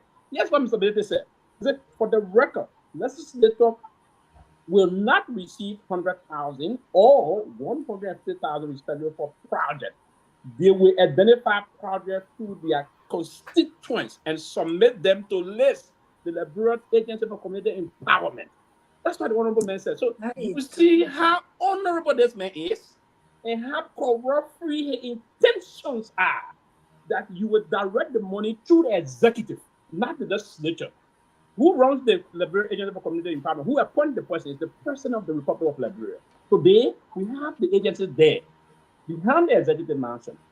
The legislature enacted this agency to perform this responsibility agreement. So the information this brother is giving here about Mr. Benedict, it is not only erroneous, but it's intended to just target the honorable man. Because the honorable man did not say they put the money for themselves. The money was going to go and let's implement. Where's the disagreement here? Thank you. Where's the disagreement? I just thought to provide this clarification while we move on. We should not bring our emotion to this conversation, but rather bring the facts. It's important. Mr. Peabody, Dr. Peabody. Yes, sir. Our Yes, country is at a crossroad. But thank God for people like you who have a medium of exchange like this, where we can push back on disinformation, false information, misleading information, and direct lies. Will you pat yourself on the back for all the attack that you guys got, but yet and still, you open this platform to some of us that were never here from the beginning, that have no reason to be here, but we here, we curse you, we say things about you, we lie about you, but yet and still you are tolerant. Do you want to take a bow or real good bow and say, you know what, we are not perfect, but we have done our part toward democracy? I can say that, and it's portrayed in our messages that we continuously send out here on this platform. Let me say this, folks. The problem with our country is that we look at the truth and we sit and deny it and say that it's red and we say it's yellow. We see what's going on happening in that house. We saw how the folks stood for transparency. For somebody to come on the platform and say the Bar Association say it was wrong, the Supreme Court in the wrong, that's nonsense. Excuse my language. That's complete nonsense. The Bar is not the Supreme Court. They are the guy who came up to talk about this, the president, is a Bella-driven a statement that he made. a ballot-driven statement that he made because he wanted to be part of the government. He worked in the government. So he wanted to make a statement. I saw the interpretation from somebody who I respected a lot. Japa, Alawi Japa. He worked in the speaker office. He was trying to interpret the Supreme Court, and that the statement was not right. We should have had him here on the show yesterday. Okay? But what there's a guy who was caught on tape by the late Harry Greaves, okay, for trying to extort money from him. We know that. He worked in Bushi Ben Keita office. He was the one coming, going about saying he's interpreting Supreme Court ruling and all of that. The fact is, when we're looking for our ballot to get full, then we don't give a damn of what the law says, or we don't care what the law says. But I continue to repeat here that what Chairman Ability, you can call him name, you can call him corrupt, but what he stood for from day one, Chairman Ability have always said that he wanted the legislature to be audited. That has been from day one when Musa has said that they must audit the legislature. What happened? And resulted in a coup d'etat within the House of Representatives that they don't want to be audited, so that's why they remove them today. And folks are standing here with Koga. They blatantly disregard the law that Koga didn't even care today. He showed up there to go vote because that's how they are operated all along. That they don't regard the rule of law. That's why he showed up there today to vote if the guy had not put the feet down. You see, he knew that he could not go up there to vote today. But again, they don't believe in law. If there was some folks that really believe in the rule of law, what happened the last 6 or 7 months, it wouldn't have happened. But we got other people coming and defending them. I'm glad Speaker Kofa made that decision. Say, hey, you know what? I would just leave it, but at least I proved my point for the rule of law. And look, how long does John stay in the army? Just watch and see what's going to happen later in that place. For the ballot-driven legislature, just watch and see what's going to happen. The moment they deny somebody the money, then the whole thing was spilled up again. So it's not even something to even worry about. Just watch and see how long John stay in the army. Good. Grace, one of the United Partisans says, we will soon take over the Supreme Court and LACC. We supposedly have control over corrupt cases and might use it to go after past government officials to account for the stewardship. We will appoint new NEC boards as well as conduct 2029 election. Our 12 years is sealed. Guarantee we will see to it. This is the thinking of the government. This is a government official speaking. Can you imagine what you were talking about? Exactly what he's talking about. Exactly, Mr. Gimme. Are you surprised? We are not surprised. This is all orchestrated. The people, they although they know that today, if they have voted otherwise, it was going to be good for that people. But he said no, because at the end of the day, this is not what I brought for them. It's about their greed and how to better to give money for their children's future. Their judge is not whether secure his retirement and the rest of the benefit for his children for the rest of their lives. So it's about that. So when United Party come and say that, we will not be surprised, because this is what it's all about. These people came, they were jealous of George Weah, although George Weah government all that too, but they wanted to do the same thing and even more than what they fought to get in where they are now. And they show it to us from the day they started. So we are not surprised. These people are gangsters. They are ghettoists. And you saw what happened in the Capitol building. They may put it getting out of the place. You ever saw that? A historical building built on our parents, their blood, tears, and sweat. He go and put a gate, breaking down doors, breaking into people's offices, breaking cars. So we are not surprised if they say that. But Mr. Gimme, I just wanted to come back and say, you see, these people, they are copycats. And that's the reason why you will see them come and they will steal your idea. When you put an idea or you create something, because they are not creative, they don't have ideas, they don't stand on the right side of history. They will come and do all those things. They will take what you say and then they will put it to themselves. That's what happened to the majority of black today. These people had the audacity to go and print t-shirts and say the law is the law. dress up in a t-shirt because they try to steal what their friends stood for, although they did not stand for it, although they are the lawbreakers. But then they wore the t-shirt and saying that they're wearing it and they're walking around with it. That's when you know that Liberia is in the bottomless pit. We have to fight to deliver Liberia from the bottomless pit. Koga dressed up in a Madingo gown, tie a hair like a Madingo man. They see Koga that stood with Prophet Key and said, Madingo people can't take over any position in our country.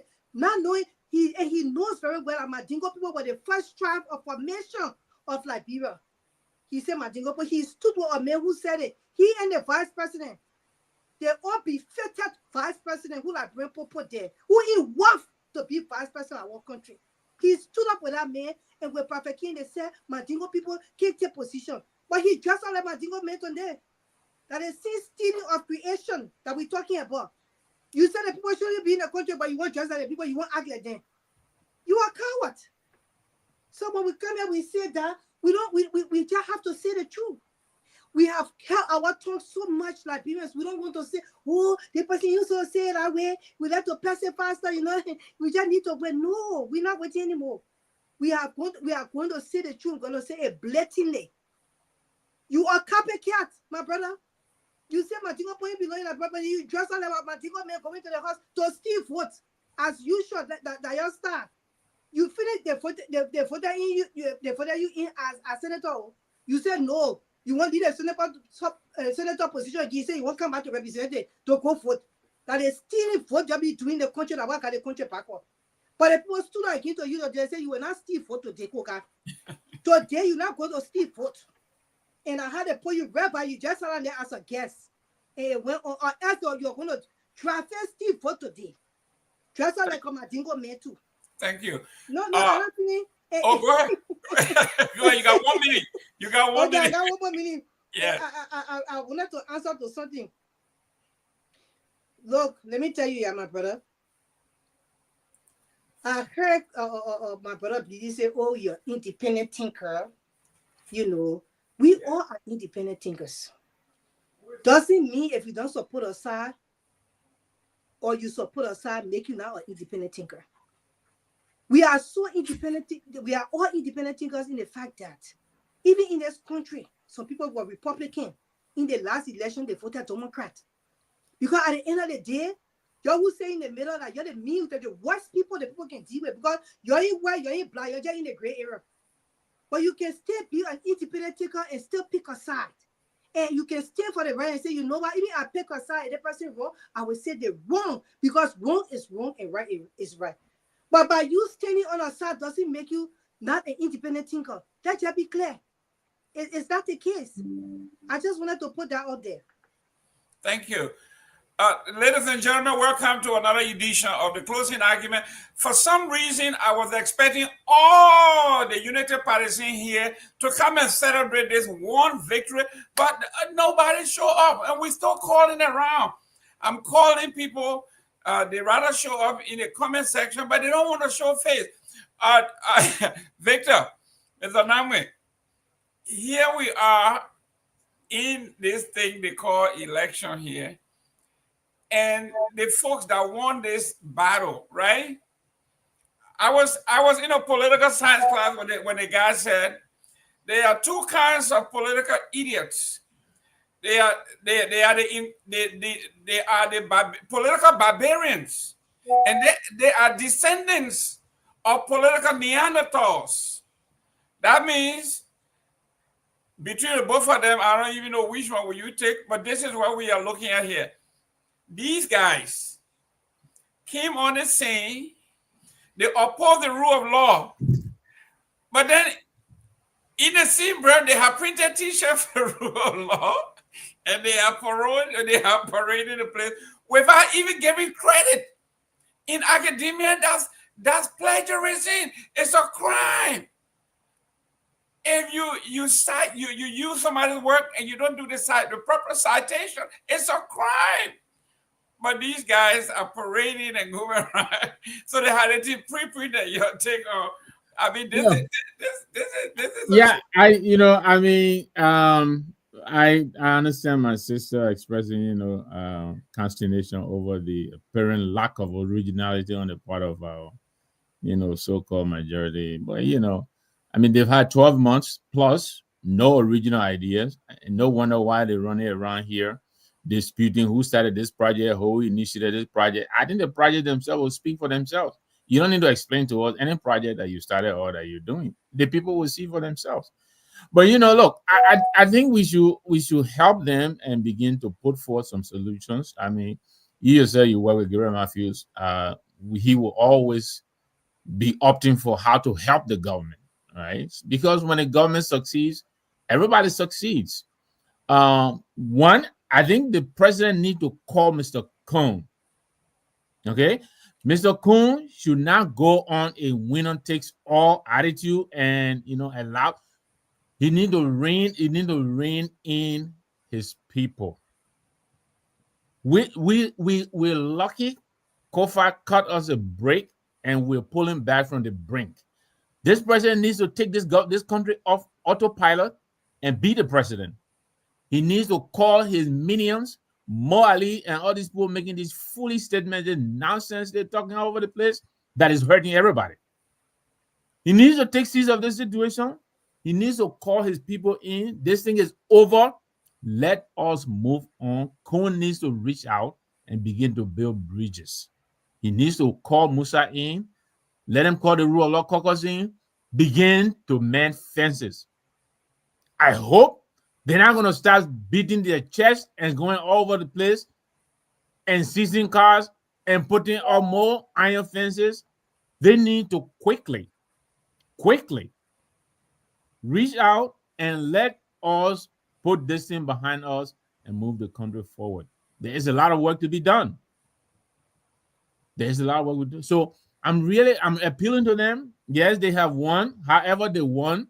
They have won. We're prepared to move on. Of course, we're going to make sure the right thing is done. But I think our fellows, the rule of law caucus, have shown the willingness to work. Remember, they went into the chambers before to begin to prepare for some kind of resolution to this thing before this same justice who was dissenting first was on board in Nimba, all of this. And this is where they say, you know what? Let us make sure this thing is done right. So, my suggestion would be yes. A lot of people, egos have been bruised. I get it. It's democracy. You win, and then you begin to be inclusive. You got to broaden the umbrella. So I'm really. They shouldn't even wait 24 hours. They need to begin to reach out and let them and begin to mend fences so that the people's work can get done. There's a lot to be done.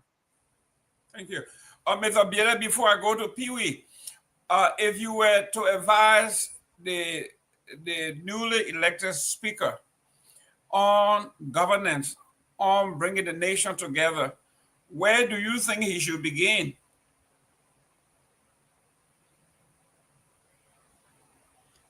First of all, if you watch today's session, you will come to realize that they lifted the suspension of all the people that were suspended.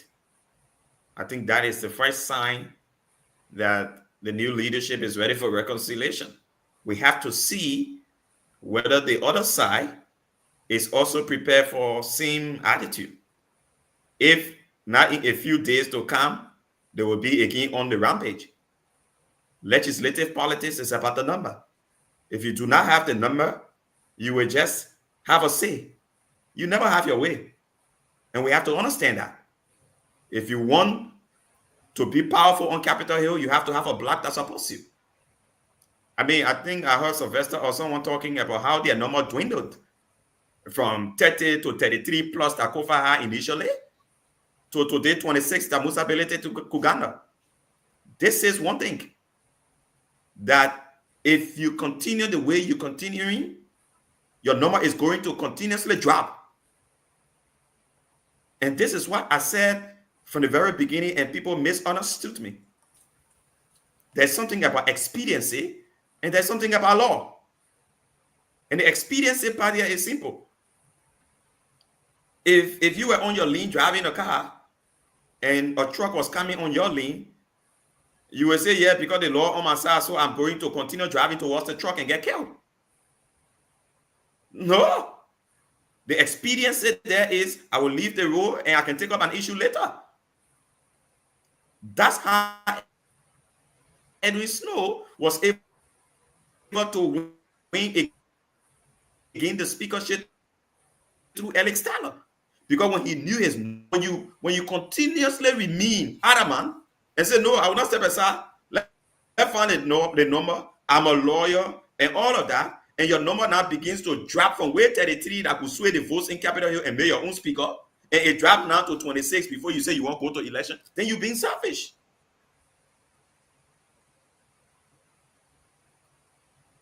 All right?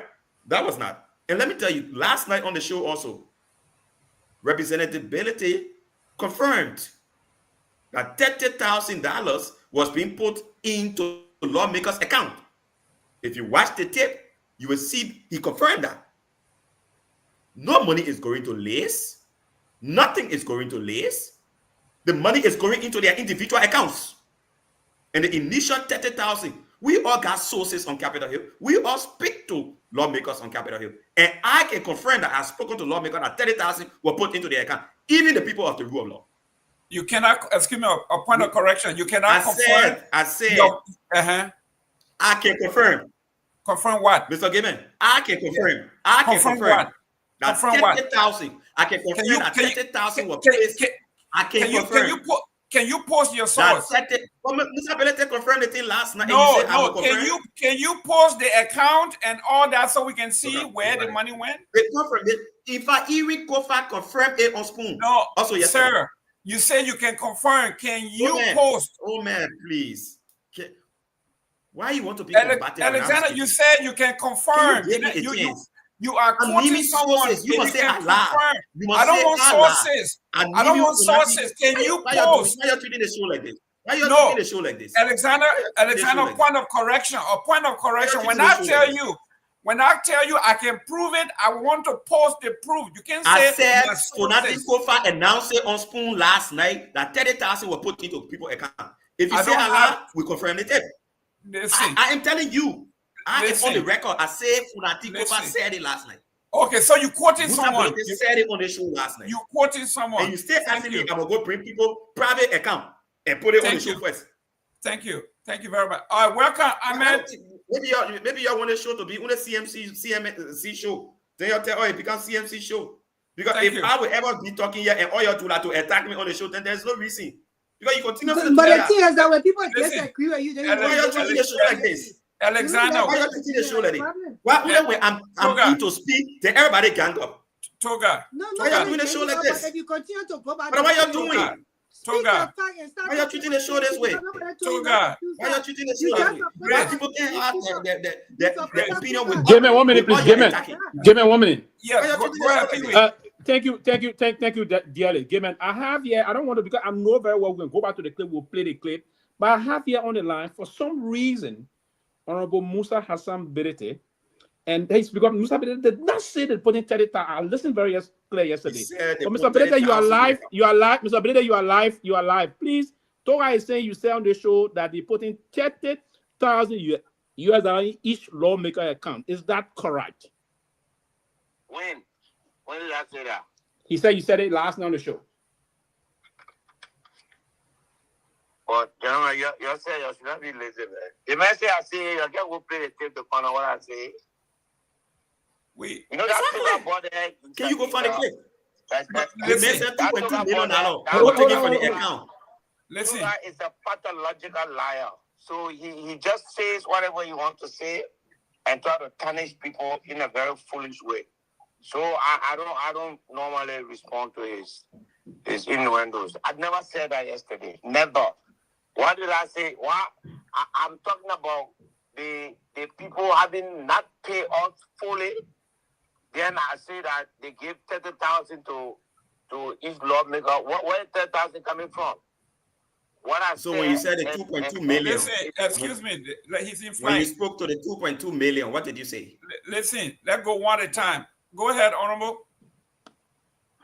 Yesterday, we said that the other side went and got $2.2 million of projects money from the Ministry of, how you call it? Finance. Ministry of Internal Affairs. Internal Affairs. And don't forget.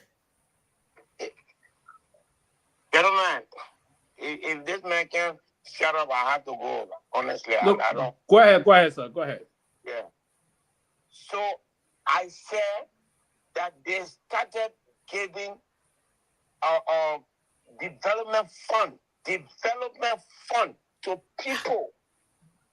Okay, not us, to their people, and calling it bribe. All right, this money was intended for 2025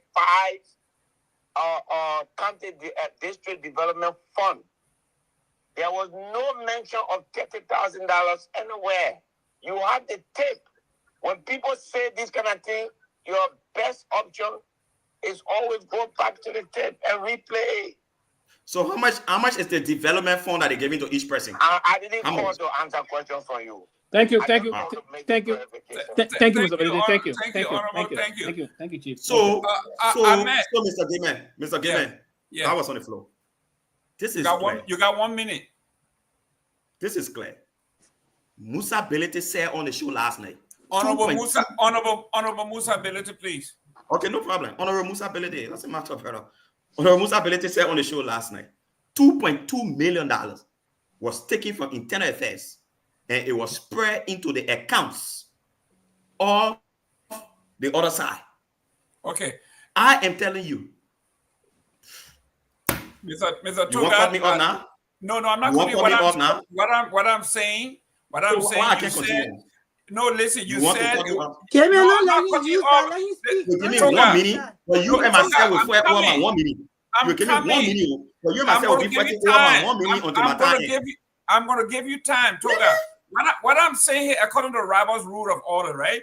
When you are speaking and somebody say point of correction or interjection, you give them time to interject, then you can come and do the rebuttal. It doesn't mean they are attacking you. That's all I'm saying. So you said Musa Belete said it was spread over into accounts. So what we are now going to do is a 3-hour show. It will take us a time to go back to that particular thing, and we'll bring it back on another time to play it. But you are saying he said it was spread over to different accounts. That's the difference. Go ahead. Okay, Go ahead. And did he say it's a lie here? No. What he's disputing here is the 30,000. He has not disputed the fact that he said 2.2 million was taken and that money was spread out to the other side. I am telling you that money was spread to everybody and it was $30,000. Including He's not disputing anything here. He's confirming that he said, please, you say you're going to give me the time and you are going to stop talking now. You said that. Why when I'm talking, then you interject me? No, but he's confirming that. Mr. Moderator, are there any other topics for us to discuss? We gotta move on. Yeah, I've been here at this thing for too long. The man has just confirmed on the show. Everybody's The man has just confirmed on the show that he said $2.2 million was taken. Toga, can I give you? Can I interject, please? Can I interject, please? You just confirmed. You just interjecting. No, listen. You just confirmed. No, but listen, you just confirmed that I lied. No, listen. You just confirmed that they lifted. You said you confirmed that they lifted the suspension of the other people today. They were suspended. They were not paid. So how can you say they were paid? You ready now for me to speak now? Go ahead. I just want to let you know that you said they lifted the suspension today. You know what you're doing. You get it, man, 1 minute. Then when you feel 1 minute, you move on. That's Go ahead. Give me my 1 minute with all the distractions, brother. Go ahead. Go ahead. I'm not going to sway my mind about what you want here. I know it's not going to work. I give you 2 minutes. I want 2. Go ahead. Thank you. Musa Belete has just confirmed on the show that 2.2 million was taken out of Internal Affairs. And that money, according to him, was spread into accounts. What he disputed is the amount is $30,000. He's not disputing the fact that he said that money, 2.2 million, was taken and they were put into the account. He's not disputing that. He's confirming that. I am telling you, Funati Kofa also went on Spoon and confirmed that 30,000 was put into people's account. So if he doesn't want to accept the reality yet, that is the reality. And that money, even his advocacy, if he wants to follow his advocacy should not be that money should be placed into people's account. That money should be placed into Lay's account. That Lay's supposed to do that work. They will not take the money and put it into their personal account to go run constituency work when it should be in Lay's account. And then they come to the public and make it appear like they are the clean guys and the rest of their colleagues are the criminal. This is what I want to put up here. You can't keep portraying yourself as the clean guy and consider your colleagues as criminals here. When you know that the money was put into all of your account, you put the same money in the budget, you took the money from honor Lays and is given to you personally to go and do projects in your different districts. And we all sat on this show and we frown on it that lawmakers should start putting money into their personal accounts to do projects. This is my argument. Argument. Thank you. Ahmed. I tell you, you're coming to me. No. Oh yeah, go ahead. You got 1 minute, then we'll go to Ahmed. Ahmed have not spoken. Yes, I will do this quickly. And let me say, Mr. Benedict did not. What Mr. Benedict said, he took the 2.2 from the internal affairs, giving it to the majority bloc as a bribe. It's very clear. He didn't say we're coming to the 2.2 going to the majority. And the same thing the former speaker said yesterday on Spoon. They took this amount as a giving it to those guys as a bribe, totally against the order. They didn't say the money spread out in all of the account of each lawmaker, the 73 lawmakers. No, the majority black was a bribe money they took and gave to them. So this is very clear, and I know very well we try to give a position. We want to be heard. We want to give our side of the story. We whistleblower or we independent side. Yeah, it's clear, but sometimes we have to be honest in terms of the way we attempt to come up with the information. If the issue about the former speaker's statement is clear, it's on. The former speaker said, they took the bribe money and gave it to the particular group of lawmakers. They didn't give it to the lawmakers as a group of entire 73 body. And that's what Mr. Benedict said yesterday. I'm calling. For me, I will let you say what you want to say. I will not be emotional, so the way you can do it, right? So for me, I'm trying to handle this kind of thing. But for you, I know you got your problem is you what we call metro dialogue. You believe in monolithic discussion, and that's why we don't always do that. You speaking here? When it comes to you having dialogue, you can't make it. For me, I'm used to doing that. Mr. Benedict said that clearly that the $2.2 million, the $2.2 million went to you people in the group, your group, right? And again, it's unfortunate that we always want to pretend on a certain line to say we independent people when we are opening surrogates of a certain group of people that are not being abiding by the rule of law. It's clear we have to be very open up to this issue. We can't declare our side. We shouldn't have the common pay of independent journalists or independent this and give side are not bothered because journalism 101 is clear. As journalists should be observing balance and strike the balance, right? But the journalists that will always be opinionated and want to strike a particular point because you see someone that you dealt with before, you have an agreement with that person, you try to perpetrate that type of thought process continuously. It doesn't fit in the gap, right? But again, the tendency, I would rest at the tendency of the process that unfolded in past time, the men were very clear. This $2.2 million, it didn't come to their side. It went to the other people that were not abiding by the rule of law that now got trained by those other people to come back and fit in the rule of law process. And the argument is, any money that will come, it should go to the legitimate institution list. List will do the job for us. That's what we legislate the list for. The Liberia community issue. So that's what the man said yesterday, and I will make Myean to get a clip, and we'll play the clip hopefully tonight or tomorrow. I am confirming here that money was put into every lawmaker account. That's not true. I am confirming it. Okay, that's fine. Ahmed, Ahmed, welcome. Ahmed, welcome. And this is the reason I was insistent is I asked Mr. Torgbean I said, what if you No were? show is about why I can be the guest and you ask me. Listen, Let the show be here for me. I asked the audience. I asked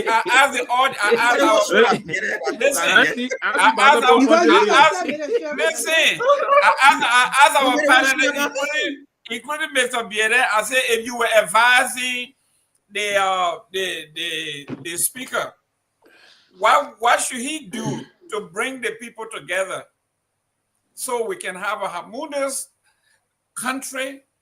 And he said they began today by lifting. Hey man, 1 second, please. I forgot he said something. They didn't lift that suspension. I forgot this. I want to say this. They didn't lift that suspension today. They didn't want to suspend them. They didn't even want to lift the suspension today. It was Fananti Kofa that said, if you want to respect my letter of resignation, and you want to accept that you don't lift this something, we will not move with the elections. That's how they took time. They stopped even. They went to Congo, they took time, and they eventually, because of that, they voted not to take the suspension. They didn't take the suspension on their own. They were forced to do the suspension, to lift the suspension. Information. Okay. Yes, they were forced to do that. Yes. Information. Yeah. Information. Go ahead. Let me provide it information. Go ahead. Go ahead. 1 minute. The information I want to provide a brother yet. The brother doesn't follow the issues back home at all. The argument on the floor today was simple. The minority bloc was arguing that, look, the fact the Supreme Court has ruled already that everything you did here was illegal, your suspension itself was illegal. The majority, that was Kofa's argument also. That was all of the guys on the minority bloc's argument. Yes. All right? So your information is wrong. No, The other side was arguing. Anyway, You're wrong. argument. You're very wrong. The other side's argument was, we are going to take a decision because that decision was taken in plenary. And plenary is the major decision body, making body of the legislature.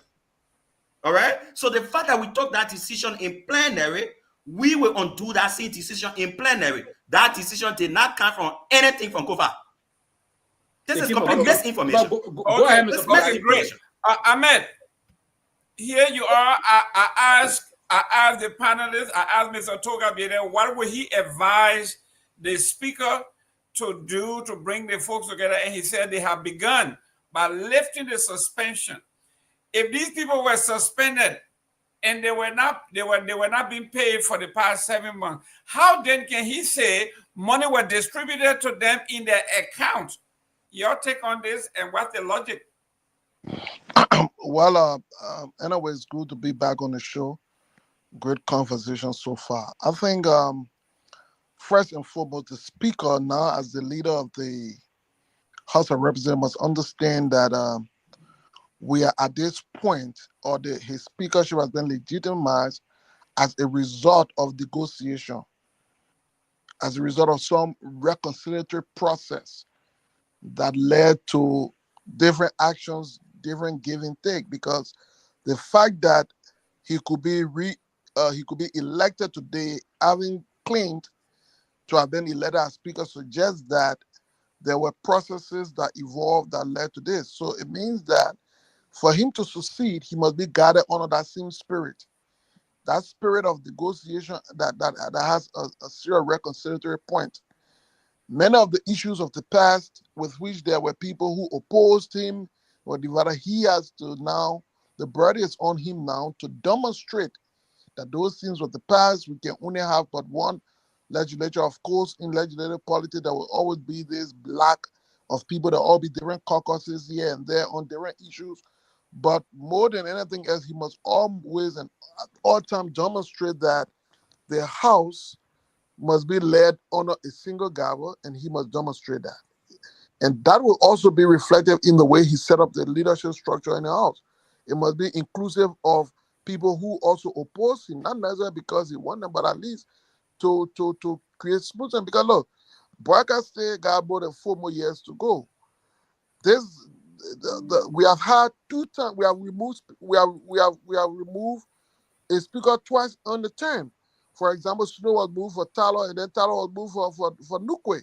So all of those things are possibility considering our kind of a pattern in politics. So he needs to be guided by that. And the best way to go to speed up the work that will go is to have a united horse. Not united in the sense where they will always at all time vote the same way, but in terms of just mutual respect, in terms of inclusion, in terms of participation, I think that should be. Do not, for example, you don't want to go on the floor extensively. At some point, you just can't recognize certain group of people. I mean, I'm not saying that's what he's doing, but I'm saying those are some of the things that you want to avoid. You do not want to deny a man from speaking simply because perhaps you think you people have had differences in terms of what went on. So that's it. But with regard to the finances, I think for me, it doesn't give a very great optics that in the face when we were coming to an election, when our legislature, those people who represent the first branch of government, who primary job is to provide check on the executive when you hear money is being spent, whether it was legitimate salary, whether it was meant for bribe, but I don't think that's a very good optic in our governance system. It's wrong. People's salary should not be tied to people as a precondition to making some decisions. Similarly, you cannot form a decision as a result of money you give. Now, assuming that was not the case, assuming that those funds given were all project money, has that been argument? Why give it? The timing is not right. The uptake is wrong. And we continue to set value because obviously, whether we like it or not, today the country elected a speaker, but today the country did not close the chapter on the wrong things that happened. There are many questions that still need to answer. How future generation, how president will deal with that will be a question that we will have to deal with for a very long time. Because, for example, you had a speaker who claimed legitimacy but had to be re-elected. He went through a budget that he confirmed. I mean, it's a lot of questions still remain unanswered. Hopefully, we can find the time to answer those ones as we go ahead. But I think we again open and left an ugly chapter of our country open. Now the burden is on Kun, who is now considered the speaker, who is the speaker, to unite the House, to provide leadership and move the country forward. So that's all I have to say in that regard. Great. Mrs. Guar, Grace, here we are for Kun to have agreed to be elected. And now he called himself the legitimate leader of the House. So he admitted that he has not been the speaker all along. At least he said purported speaker or the regime speaker. At least he was right. He was never the speaker. Yeah, but it's just clear. It's all along. I mean, very clear. Kun has never been the speaker. He was voted in fraudulently. And I know people saying, they got 26 votes, which was a win for the people of Liberia. Kun said that he got 49 votes the first time he stole the speakership. Unbeknownst to us today, he only got 43. So right there, we know that the first time that vote was fraudulent, and it just showed today. And then just imagine they had all that time to lobby, and the rule of law caucus did not even have time. They went into election right away after the speaker or resigned yesterday. So I mean, look, Mr. Gayman, Young Kanga Abo should be wide open because they're coming for her. This thing that went on today is all orchestrated for 2029. Jeremiah Kun is behind this thing to the fullest. He think he can play chess, but we tell him that chess players and that people that went to school and graduated good for a good renowned institution is not the people who just pass around like and force themselves into politics and they think they can mastermind the plan. 2029 will show up.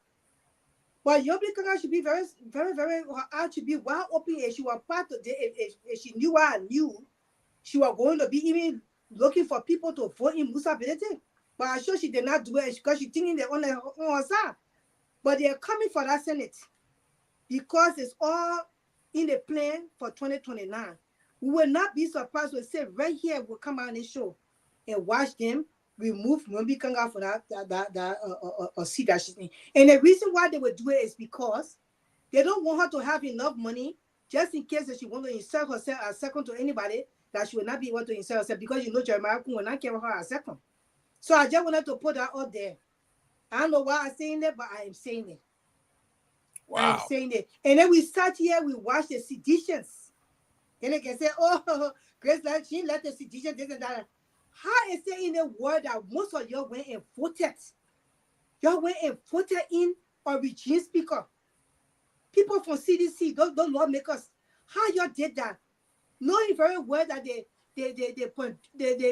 forced your speaker or Kofa out of that seat. In fact, you were even part of the parcel.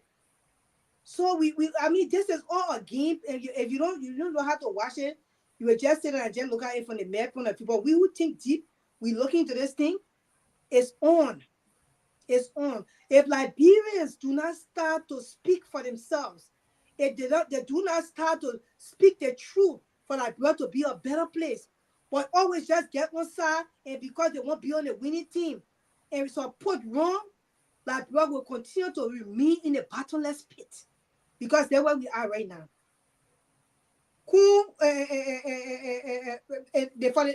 the non-vote, they came up, so we know. I will not go, because I did my notes, so I'm just trying to be. At the end of the day, there is no opposing view in the house. No opposing view there. Kun is going to be treated like a puppet on the string, as he always is and has been treated.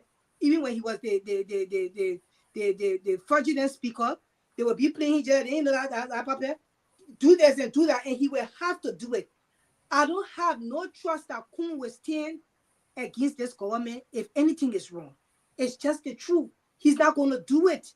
This man is yes sir to Joseph Boakai, and Joseph Boakai too is not even in control, because he is yes sir to the people around him, and he will abide by the look of the puppet. It's already old. Sometimes he can even forget to even drink a coffee. They gotta remind him so he can be alert. That puppet where he is right now, he just want to eat, drink a Ovaltine. You get him a bread with a butter, he put a bread in the Ovaltine, he soak it, he put it in mouth, he eat it, and then he go to bed, he sleep.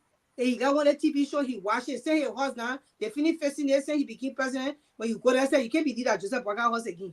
But meanwhile, Eddie Joseph said, well, everything except for her, at least she's still living the same house she been living in, and it's no different from when she was president.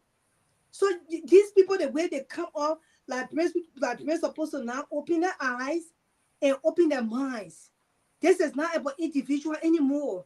This is not where we're from anymore. Who are we? This is not from the tribe we're from. This is about picking the people that you know that will do the right thing for the people, by the people. This is choosing those kind of people. So even if you come here, if a teacher come here today, he said, I'm running for opposition, and we know that person will make a mark. We don't care whether you see teacher, we'll put ourselves behind you, because we know that you will make a mark.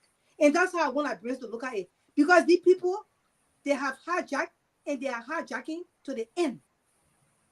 And my last statement is that when you said the burning is not on, the burning is on Kun, the burning cannot be on Kun. Kun is not in control. He was just put down there. He's just a vessel. They're going to use him. That boy is not going to be anywhere after this. The only victory in this thing that I see today is that the rule of law caucus brought this government, they started going to their knees, and they had to do the right thing. Although they maneuvered their way in doing the right thing, but they made them to do the right thing. And that's the only win I brought have for today. Thank you. Thank you. Mr. Namwe, let's talk partisan politics. The President George Weah, that's supposed to command the largest opposition. 11 of the sedition flipped to overthrow the CDC leading speaker. And the former president, could not convince his partisan to return to give Kofa not even a quorum. What does that say about George Weah? What does that say about CDC and the position of something called opposition? So, I mean, with your intro, I don't really need to say, but this is a colossal failure on the part of the CDC. I agree with you. I think they mishandled this. You know, we were hearing all kinds of things, how this whole thing, was initiated. Yeah, I'm not going to go back there. But yeah, as you indicated, they have the largest majority in the House. I don't remember the numbers now, but for them to have sat down there and let this thing crumble in their hands like the way it did, Fala jumping ship. Initially Fala was not with this group, with these people. He was with Kofa. You remember that morning Kofa returned to the country from Italy. All the hugging, and Kofa himself declared his explicit confidence in Fala. And then a few days later, Fala jumped over when he was threatened to by the 43 with removal. He joined them. So yeah, I mean the CDC. I don't think they understand and they know how to use their numbers. How they let this thing slip away from them, I don't know. But the president himself was out of the country. He was in, I believe, somewhere in Europe. Receiving his award, which I think he was entitled to do. But given what was obtaining here on the ground, I think he should have stayed and helped these people, help cover, galvanize the support that was needed to nip this in the bud. But they didn't. When they finally realized what was happening, it was too late. These guys were already sequestered in a hotel, barricaded with all the money flowing from our budget, which they don't want us to talk about. You understand me? They're having their significant others, driven in and out of the place, having a good time for 7 months. These people live in jolly for nothing. They got paid and then some. But here's where we are. So yeah, I think they should be partly held responsible for what happened, and I hope again, all of us, this is a lesson learned moment. Going forward, I hope, we'll understand how these things work much, much better. But I expected the CDC, in addition to their numbers, to have started building coalition. I think somebody mentioned this, I think it was Sylvester, throughout this whole process. Kofa's number did not move. If anything, his number shrank. To me, that was a significant display of inability to hold your team together. And that's a problem. That's a problem. These 43, they managed to increase their number. Yeah. So, I hope they've learned a lesson. But yeah, I don't believe the CMC would have allowed that to happen, given the way we conduct ourselves. I don't think so. I don't think that would have happened. And we'll encourage Musa to continue to build, let you convert more of these guys over to. There are a lot of independents in the House. He should reach out and build his caucus. Because, Brother Bieda here pointed out, it's predominantly a game of numbers. You have to build a number. Yes. Musa, he got 26 votes, by 11 votes away from obtaining a majority. I think he can get there if he wants to. Because in order to be significant in the House, you have to have the numbers to vote your resolutions. He has to build that support, and I hope he's working on it. Thank you. Mr. Bieda, let's talk about the opposition.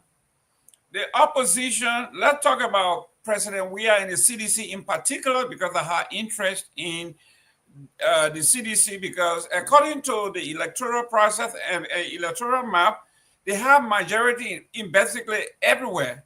I think the Unity Party won 1 or 2 senatorial seats, and the CDC, I think 7 or 11. And then in the House, the numbers. But the entire CDC, I would say, I'm inflating the numbers here, but minimum 11 switched to impeach and remove their own speaker. So why are we wasting our time castigating Unity Party when Ahmed, the seditian, are sitting here and they are the real culprit? Why shouldn't we hold the CDC and the seditian and President Weah culpable and of failure in leadership in converting her membership back to base to give their own speaker a quorum? Why should we take them seriously, Toga? So I'm not too sure about the numbers, but I heard someone talk about like 11 seditions. Yes, 11. Did not support Kofa. This speaks to the relationship you as a speaker got with your colleagues on Capitol Hill. Kofa won with slight number as speaker. It was his bound duty to open up conversation with others, to make sure to bring others on his team. His block even got broken. How did he lose between maybe 5 to 7 people of his team and ended up with 33 and Musa ending up with 26? It has a lot to say. You can't blame George Weah. Are these 11 seditions that did not support support Kofa, are they not aware of the state of affairs in the country? The people are aware. We all know that the hospitals got no medication. We all know people are sitting on the bare floor in different schools around the country. We all know the state is in deplorable state. But the fact remains, does Kofa himself have a personal working relationship with his colleagues on Capitol? That he lacks. And we have to understand that.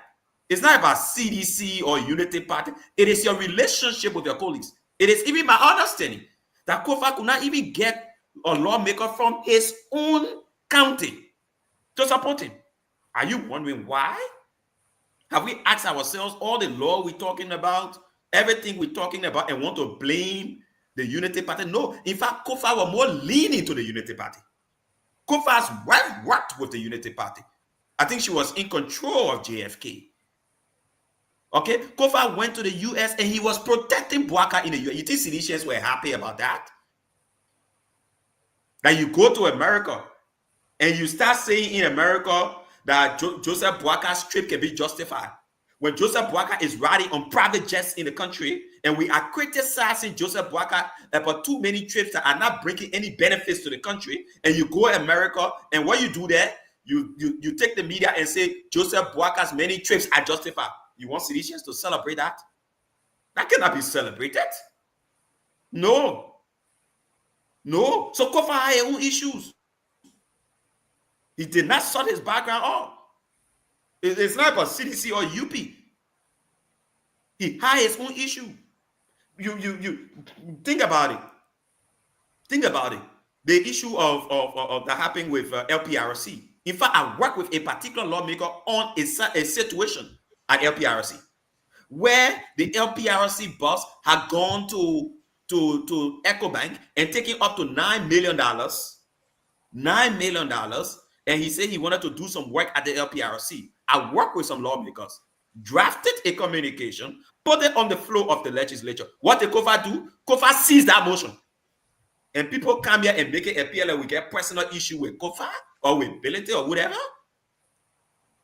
Someone went and took $9 million from EcoBank alone without legislative enactment and say he wanted to do some work at the LPRC.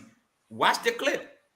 Kofa seized that motion and said that discussion will not even go ahead. And Amos 12 went home. Amos 12 went home as a flying man. Another thing, Kofa put his colleagues Point of information, Jerome. Point of information real quick. Yes, let me remind my journalist. Let me remind my journalist friend here. Look, the issue here has nothing to do with Kofa. It has nothing to do with ability.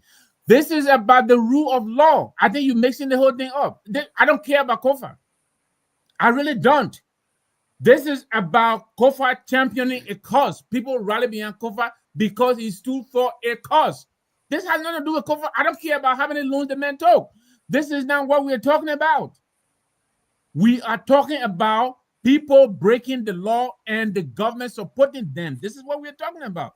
So please spare me. I really don't want to hear all of this. Let's talk about how we can fix our country. You're organizing a stand up at a rally. I think you should talk about this. But you're dwelling too much on Kofa and ability, and really, this is not helping the discussion. I got to be honest with you. This is not what the issue is about. Thank you, Mr. Morado. Torga, back to you. Thank you. Now, I am raising an issue of why 11 CDC lawmakers did not support Kofa. It is an issue. People who are watching this show want to understand why. People want to portray those people on Capitol Hills as backsliding from their party. We can't ignore that. That is an issue. That is the question that you, Jerry, posed to me. And that's what I'm responding to. that, for example, if there will be anybody to side with Kofa, it should be the Unity Party, because Kofa was supporting the Unity Party when he made a statement in America that Boaka's travels could be justified. So who? Kofa should be the one protecting Unity Party and Unity Party protecting him, because his wife was one of the leaders in authority at JFK. And you want to blame seditious? You want to blame seditious for Kofa's removal, but Kofa put people on committees, but his law firm, the International Law Group, is the legal firm for almost all government functionaries. And you say, is that an issue? No. If you want to talk the issue about seditious supporting No, here it and is there, an let's talk issue. everything.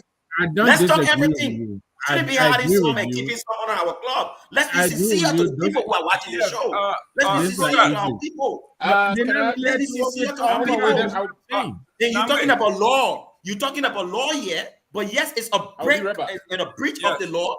It's a breach of the law for one managing director to have gone to Echo Bank, take money with all the legislature involvement, and your colleagues bring that law on the floor of the legislature. And what do you do as a speaker? You seize that motion, and that managing director goes scot-free. That's a breach of the law. You're talking law. Was that Thank not you. breach? So Thank you. Kofa got excesses that he did, and we can't ignore that and be highly beyond the laws. He broke a lot of laws. Thank you. Thank you. Let me go to Siddiqui. Siddiqui, welcome here.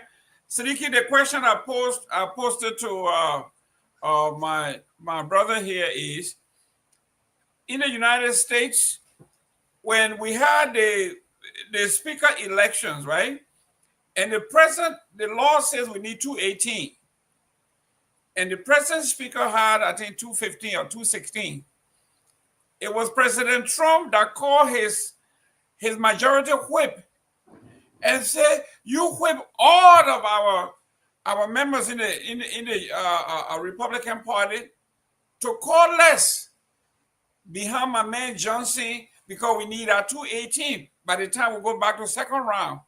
And even those who oppose him, they all call less and made him the speaker to carry on the agenda of the Republican Party. George, we have failed to do that. What does that say about a man who says he leads the largest political opposition party but could not give his own speaker quorum? Your take. No, Mr. Keme, I just want to bring something to all of your attention before I even go into your question. A few days ago, the Africa CEO Forum was organized in Cote d'Ivoire, just our neighboring country. And that forum brings together 2,000 business leaders and investors from more than 75 African countries. And you had leaders who are passionate about investing into the economy, creating a private sector that is very effective and all of that. They all attended, took an advantage of this forum. They went there, they were able to engage and just fighting to be able to bring something back to that respective countries. But we are just few minutes away from Africans. Every day you look back in Liberia, it's just about politics, politics, internal wrangling in the legislature that has nothing absolutely beneficial on the lives of the people. Look, Mr. Game, back to your question. You talk about George Weah failing to not, keep seditions together. And this, I don't know if you really follow Labrin, the legislature, especially the House of Representatives, or even in the Senate. This is a normal deal.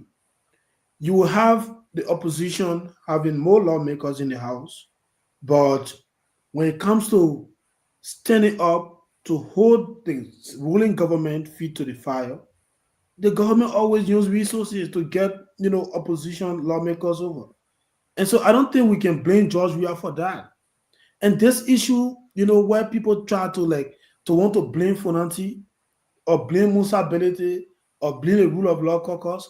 Look, Mr. Gaiman, all of us on the show, if today we want to vote on a specific topic on the show tonight, you can only control your vote. You can ask me to vote for your interests, but you can't force me. Because you know what? I get my own minds of thinking to analyze to make a decision the way I see it to be. But you can't force me. You can't let me down. And just because you are unable to force me to want to join you to vote, that doesn't make you a lazy man, or you are not a unifier, or you are not a leader and what have you. That is not the point here. The point here is that the Supreme Court of the country, the highest court in the land, ruled that the majority bloc was in error. They were doing illegal things. And our president, who took an oath to defend and protect the Constitution of Liberia, came up and said he's going to work with the SAR get Quran, even though that SAR was described by the Supreme Court as doing the illegal things. That is the issue. And so for me, I don't care whether CDC hold together like lawmakers, to vote. And remember that when CDC was in government, when CDC was in power 6 years ago, CPP, at the time we had the 4 collaborating political parties together, people from the opposition were also blaming lawmakers in the oppositions. So this is the norms. People use resources because they got money, and I've seen the United Party people since the speakership election today, the breaking that they are the master of the politics. I wish this energy can turn into something that will impact the lives of the people. I just wish. You get on the internet, you say you political Ronaldinho and what have you, but this does not reflect on the lives of the people. Basic things like electricity, they don't have it. Internet, something that is the right to go to school, they have, the right of education. They are lacking of it. They go to the University of Liberia, they don't even have seat to sit on. And you bragging, we are the master of politics, United Party showing all of that. After a year, almost 2 years now, you've not been able to do a single thing that you promised the people. You say you're going to fight George. Look in the street today, how many young people are involved into George's addition? What is the United Party doing? I just spoke about the Africa CEO Forum. What is our president? I saw them today signing an MOU say, I don't know which country gave him 63 million euros budget support. That is a scam. Another scam again, introducing to the Liberian people. And we should speak about the issue. Forget about Funati Kofa. Funati Kofa already resigned. He's not speaker again. What happened to Funati can happen to anybody. My brother told us yesterday, you took us on offense. Tomorrow, you can be elected as a representative. You can go in our house, you become a speaker, and suddenly a group of people put themselves together, say they don't want you. And you try to talk to them, they say they don't want to listen to you. What you do? You obey them? So it can be anybody. This man initiated an audit in the house. They put themselves together. They fight this man. They put yourself, you testify on the show tonight. That Funati worked and served the government or the president. Nothing, not like he was against the president, all of that. But there's no reason. The only reason is because some of them felt threatened, even his own partisan, Thomas Fala, and the rest of the people. So this is the thing we should be talking about. But you can't, the man who is a veteran, you believe in the man. Say, we are now secure. Torgbean is not a lawmaker. I remember one time, Mr. Gamer, and I'll close on this.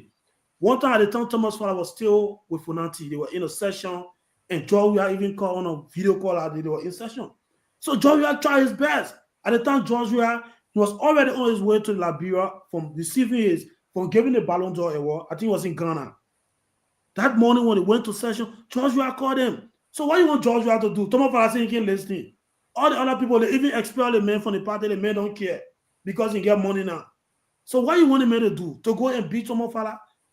So it's just impossible. I think it's unfair for us to blame the opposition. Let this government do what they say they will do. The boasting and bragging they're doing today on internet that they're the master of politics, let it change that to something tangible that will reflect on the lives of the people. And then every Liberians will be proud. All of us will be proud. Instead of just causing for nothing else on Facebook, but you go in the country, hunger killing the people, they don't even get electricity, no drinking water, no job. Everybody is jobless. Even people who are working in Liberia, Mr. Gimme, you can't differentiate people that are working and people that are not working. So thank you. I think that's a main point. Instead of us, blaming opposition and all of that. Thank you, Mr. Gimme. Ahmed, the objective of the leadership of the opposition is to put together a fighting force. I didn't see the opposition, especially the leader of the largest opposition party. No wonder some people are saying Waka has no fear of the CDC because CDC is a paper tiger.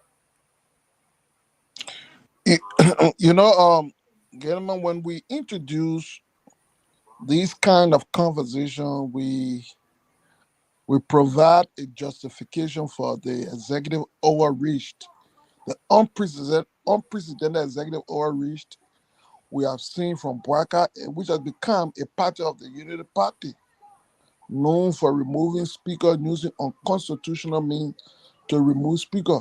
So the truth is, it's not what we did not do or the CDC did not do, but rather it's what Bwaka did. And I think that should be the focus. That is what history should remember. That is what those of us who are opportune to be on these platform and conversation, that's the information we need to register. That at one point, the executive overreach went so far as trying to influence the independence of the first branch of government, a government by constitution that is responsible to provide check and balances, check on the executive branch. So that is the focus. It's not how the CDC lawmakers individually or collectively might have performed, but it's what the president, as head of nation, head of country, did to influence a coup d'etat in a horse. I think that's the focus. Let us accept the fact that when people go in the legislature all over the world, even in America where you are and so long, we are seeing lawmakers break rank with party. Joe McCain voted for the Obamacare against the wishes of the Republicans. We are seeing Republicans support Democrats, vice versa, on different fronts and different times. Individually want to go. Our Democrats say our form of government is not one where the party has the authority to withcall its lawmaker once the president is elected. Once the president gets elected, on that place in South Africa, where you are in the place because of the party, and once you lose your standing within the party, it affects your standing in government. That's not the case. The case is one you go in, get elected on the party, you go in there, yes, as a party member, but independently, you can make your decision as you choose. That's the nature of politics. We should not deny it. But the most important point, and we should not ever allow anything to thwart that narrative, to erase that narrative, that there was a serious presidential overreach. I hear my brother Alexander talking about Kofat's own relationship. Obviously, in terms of being a leader, if you get 50 people and it come down to 40, 30, yeah, somehow your staff leadership may be highlighted. Of course, George, we are in the CDC, maybe if we are doing it differently, it will be highlighted. But the most important thing, the most important conversation, the narrative is that there was an executive overreach. Not only that the president had asked the speaker to resign, but of course they took chair. There was a ruling from the Supreme Court that said do this, do the Joshua, and the CDC could not have come to enforce that. It would not take the president, who is the head of the executive, responsible to enforce, to uphold those things. So I'm saying, in other words, we should never allow anything, whatever that is, to ever thwart the actual narrative. And that narrative is that few months ago, there was an executive overreach that affected an unconstitutional move in our governance system that have left a bad precedent, to the extent that we saw defiance of the Supreme Court. That is something no political party, no opposition, no lawmaker could do. That is a responsibility exclusively and by oath that falls on the shoulder of the president. His failure to uphold those becomes the center. That should be our focus. That should be the position. Let me ask you, Jerome. Let me ask Ahmed a question. Real quick, because I want to go to Togat. We want to discuss about the upcoming July 7th protest. Yeah, go ahead. Thank you, Ahmed. And I thank you for affirming, that CDC was not happy with some of its members who, joined the so-called majority bloc. So, besides, expelling Fala and others, is the party going to primary some of these people? Because I heard Acid doing others saying, Mike Jury and others in Maryland will pay. What exactly does that mean? When you expel them, is that all, or are you going to tighten the screws on them? Well, just more than that. Look, what has happened in the country is not just concerning to CDC as a party. I think all Liberians everywhere are concerned. For example, and somebody raised that there is a fellow, a lawmaker, yes, from CDC, but also from Kofat's hometown, Grand Crew. Grand Crew voted along with Kofa. I think they were the only two lawmakers from Grand Crew. Grand Crew, whether they have any benefit because Kofa being speaker, but I think it gives them some pride that it was their son. One of their sons joined a fight to remove him.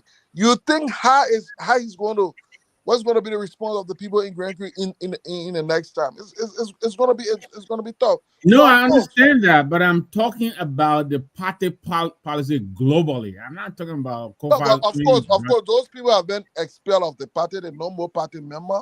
What that suggests, of course, they're not going to run on the party ticket. What that also suggests that the party going to fight to replace them, but the party going to fight more to ensure they are not re-elected. That is clear. That is a clear situation. Thank you. So, yeah. Thank you.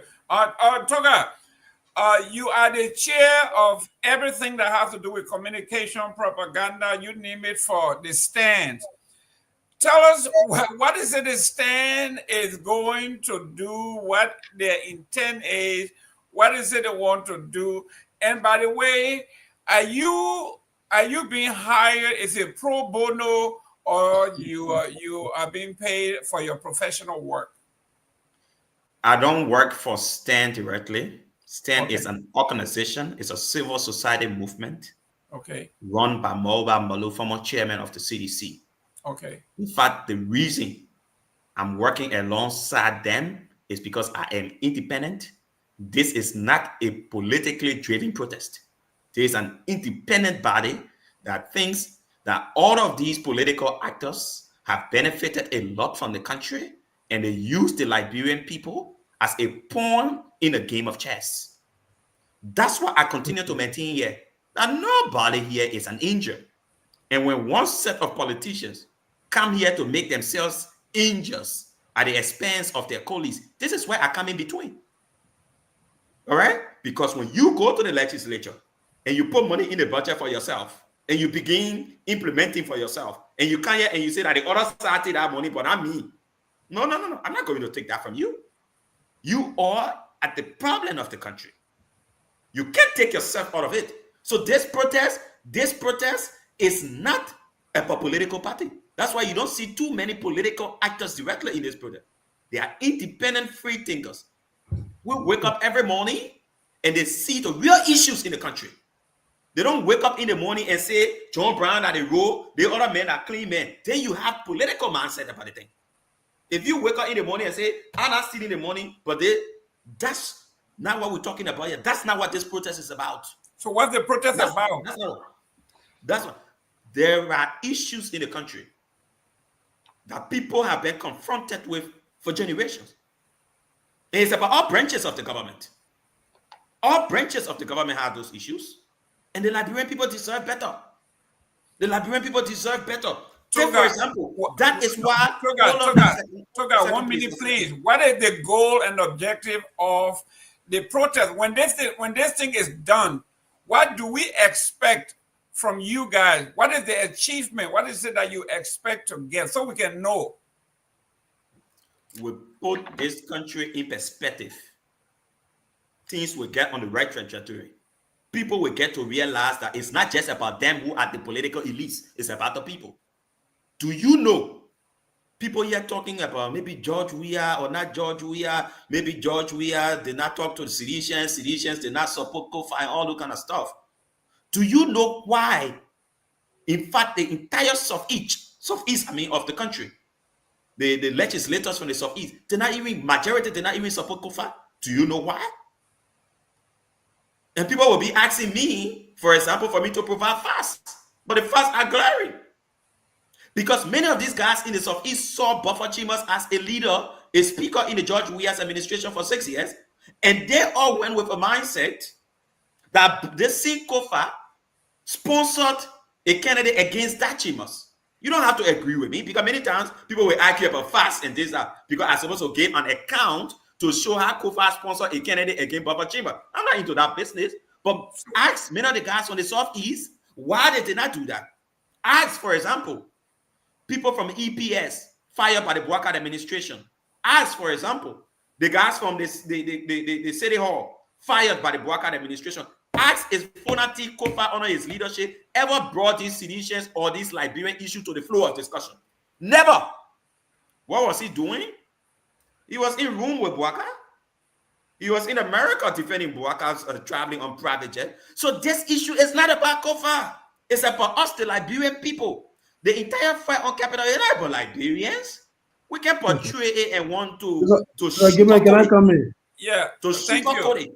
To make it you. appear like it's about Liberia. It's about themselves. It's about money. It's about people who think that their interest will be about the people. And this is what we dismiss. Thank you. Siliki, Mr. Toga, listen, Mr. Toga Bired answered none of the question. We don't know what the protest is about. What are the protests about? What are the protests about stepping down? That's exactly what I about to say. He said it's about putting the country in perspective. He says it's about putting the country in perspective. That's what you said. I said, what is the objective? You said to put the country on perspective, right? I didn't say that. I said, what is it? Siddiqui, you help me out here. When they say they are protesting, what did you think will come out of this? What were your expectations of the protest? You see, that's why I asked for me to come in, just make a quick comment. And, this is exactly where I was driving at yesterday when Toga got angry and say, I'm being personal with him. Because you can't be a spokesperson for a protest, and it seems that you totally outside of what that protest objective is. And I'm just thinking, that's why I just hope the Mobile Molu and the people who appointed, Toga. Wait, what information? Okay, go ahead. Okay, go ahead. I mentioned there earlier, I'm not spokesperson of the protest. No, you are chairman of the entire communication network. You are the chair. But you said you were the chair. You were the chair of the communication and all of that. That's what you said. No, not what I said. Mr. Gamer, I'm here. I'm live. Can you tell? Okay, I say what I said. Having followed, can I say what I said? Go ahead. 1 minute. We come back to you. Go ahead. I don't want Siliki. I say Siliki or whatever. He keeps misrepresenting people, and he can misrepresent me while I'm on the show. Can you post? I'm live here, and you're not misrepresenting me. Can you post your letter, please, and your TOR? You asking me for my letter. You asking me for my letter. Go on Molu page. He wrote a whole narrative for me. You have it. They appointed you. You have your letter. Can you post it so we can put it? You were right on this show. I explained to you my rule. You can't buy go ahead, and say I'm chairperson. I've been following Mobile Molu, and so Mobile Molu, one of the main counts on our even today Mobile Molu posted again, that the executive, disregard the Supreme Court ruling to have his way to elect, a unity party speaker. And that is going to be on one of the main counts on our protest on the day of the protestation. But here is the spokesperson or the communication director for the protest. The guy is 100% against, whatever the Supreme Court ruled against, against the majority bloc. He's in favor of it. So this is a total contradiction to his position. And this is why I recommended yesterday that, look, they need to change him. Because if you are communication director for a protest, and then one of the count there says we are going to protest because the government disregard the Supreme Court ruling, and you are saying the government disregard no ruling, and you're the spokesperson for the protest. So what? First of all the questions you asked Toga could not answer anything. You thought someone you go to Kofa. Forget about Kofa. I don't know what personal between you and Kofa. The conversation, Mr. Gomez changed the whole conversation, and he said we should talk about your protest, which you are serving as a communication director on. But now you can't answer any question. They ask you a question, you talk about the Fonati, people from the Southeast could not voting. You said this several times, we hear you. So now, let's talk about the protest objective. One of the main counts on our protest, Mr. Gaiman, is to demand the government to follow the Supreme Court ruling. Even though the crisis in the House They settled it today by electing a new speaker. But STEM is saying, right after the election today, Moba Molu posted, check on the page, that we are still going to demand the government to respect the Supreme Court ruling. But here is the communication director, on different side, total opposite of what STEM is saying. So I think this is a conflicting thing, and they will have to look for somebody, to really do this job for them. Or else, this is going to be another field protest again. Where you firing the man right here, Sliggy? You want me to respond? Yeah, 1 minute. Thank you. First of all, he has misrepresented the facts. And you, gay man, you on the show and you know the facts. I have continuously repeated the facts, and you are not calling him to order, and your action is being deliberate. I'm a team to you. You brought it up before. You said I was spokesperson. I said I'm not spokesperson. You I said gave you're you the chair of the communication department. Yes, please, go ahead. I did not. I said Jackson is the spokesperson. Exactly. So why you keep misrepresenting this? Listen, he made it clear. You made it clear. It has to stop. Toga, you made it clear. You said you are the. You said you are the chair. But you are Listen, Toga, you said it. You said you are the chair. You are the chair. No. Did you say you were the chair? Jerome, I got my position right in front of me here. I can call it to you. I call it to you, and you keep misrepresenting because can you send let put it? You want to make this issue. You think that this show will be you and myself debating all day on the show. Toga. But I think Jerome. Jerome. Just on the show, right? please, if I can get it, I think Go ahead. Because why when I'm speaking, you interrupting continuously. You misrepresenting the facts. What you guys saying? If you are a major player in the protest, No, whether you are the spokesman, you are in charge of communication. But your stand is completely diametrically opposed to the movement that you are a part of. You're conflicted. That's what the man is pointing out. Oh man, what Where I young am boy? saying here, good. And you will take all my lay 1 minute, you say I care, then you will say I finish talking. That's how you're doing. Because you're making the thing here to be about CMC. The CMC, you are in the same legislature, and you're part of the problem of the country. The protest here is even against your people tell my pastor, brother. Yeah. Even against you in the CNC. Go ahead. The people who are participating in the TV of the country, the CMC is part of it. You're saying that in the legislature, and you're participating in it, and you want to portray yourself as angels. You're not no angels, yeah? And this is my point. This is my point. 1 minute. 1 minute. Everybody will talk on this show here. The show will be quiet. Toga, thank you very much. Yeah, we never talk for this show to be quiet. No, let me never. Let me hold on. Toga, I can't respond. Give me my time. Let me speak. Give me my time. 1 minute, Toga. I give the time now. No. Listen. Ahmed, you please. are ruining the image of this platform. You're ruining the image of the platform. Toga, be there. Listen to this. 1 minute. You're ruining the image. On Moruba Molu's page. You're more than 4 or 5 persons on the show against one man. Why are you doing that?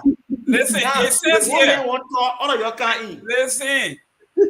Moba Molu says to preserve the sanctity of our democratic institution, Constitution, President Walker and his agent must resign for violating the Constitution.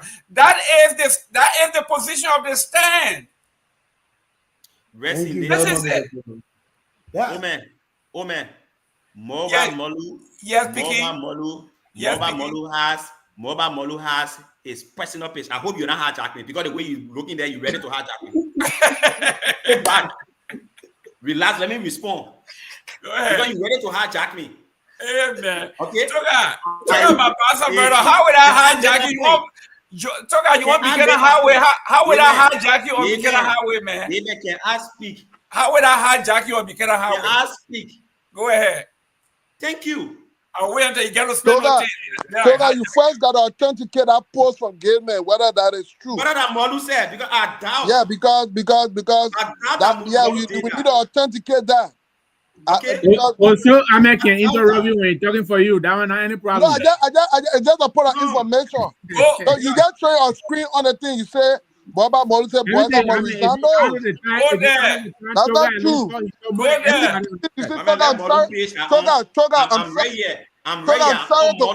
I'm sorry to cut you up, but Gelman, We cannot moderate show with lies. Listen. No, that's not true. You can't do that. You can't be doing that. And I can show Okay. you all Molu You posts. see, Okay, are you sure? Listen, Amen.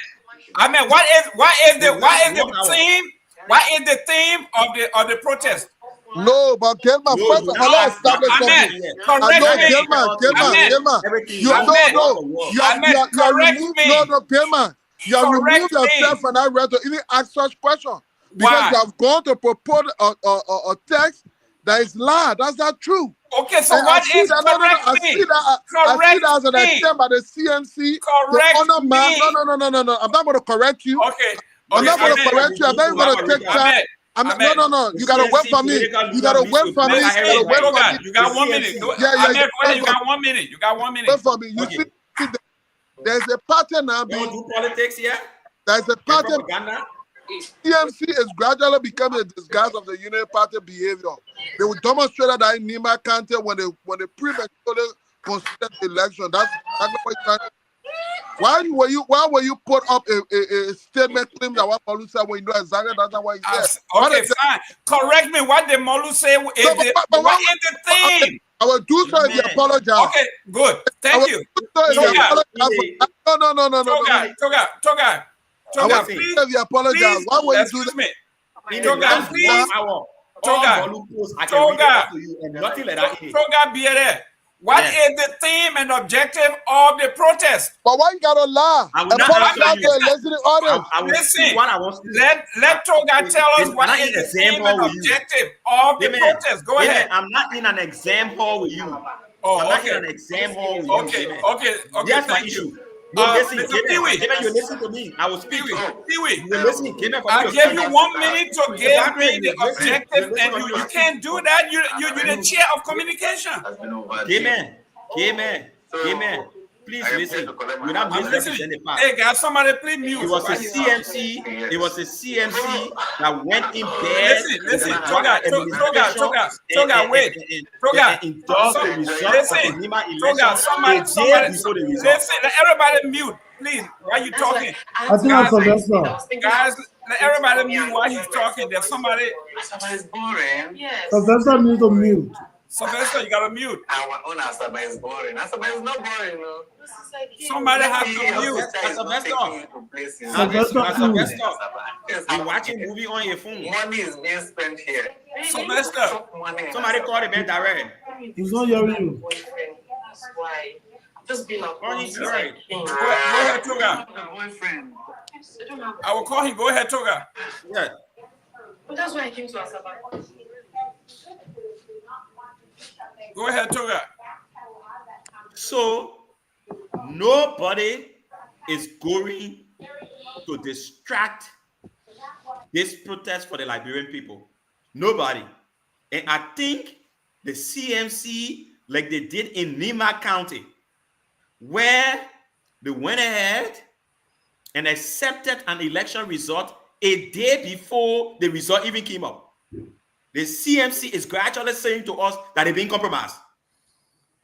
If we sway a legitimate effort by fellow Liberians to stand up for their country, only to they take on Kofa, they take now on Kofa, the issue between Musa Belete and the person, then we are missing the point.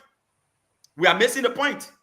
And the point you are missing here is that this issue, this protest is not for Kofa.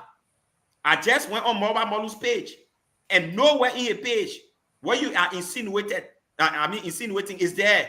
Nowhere. Stop misrepresenting the CM, the group. You're doing that on purpose because the CMC. Let me speak. Let me speak. You got 1 minute now. You're 1 minute. Yeah, but let me speak. Go ahead. You're not interrupt my 1 minute. No, but you're 1 minute. Go ahead. The CMC is in bed with the Unity Party. It's been proven that the CMC, every day Musa Belete is on a show, he says that he just left a meeting with Bouaka. You haven't heard anybody in the CMC say the meeting Bouaka? He meets Bouaka every day.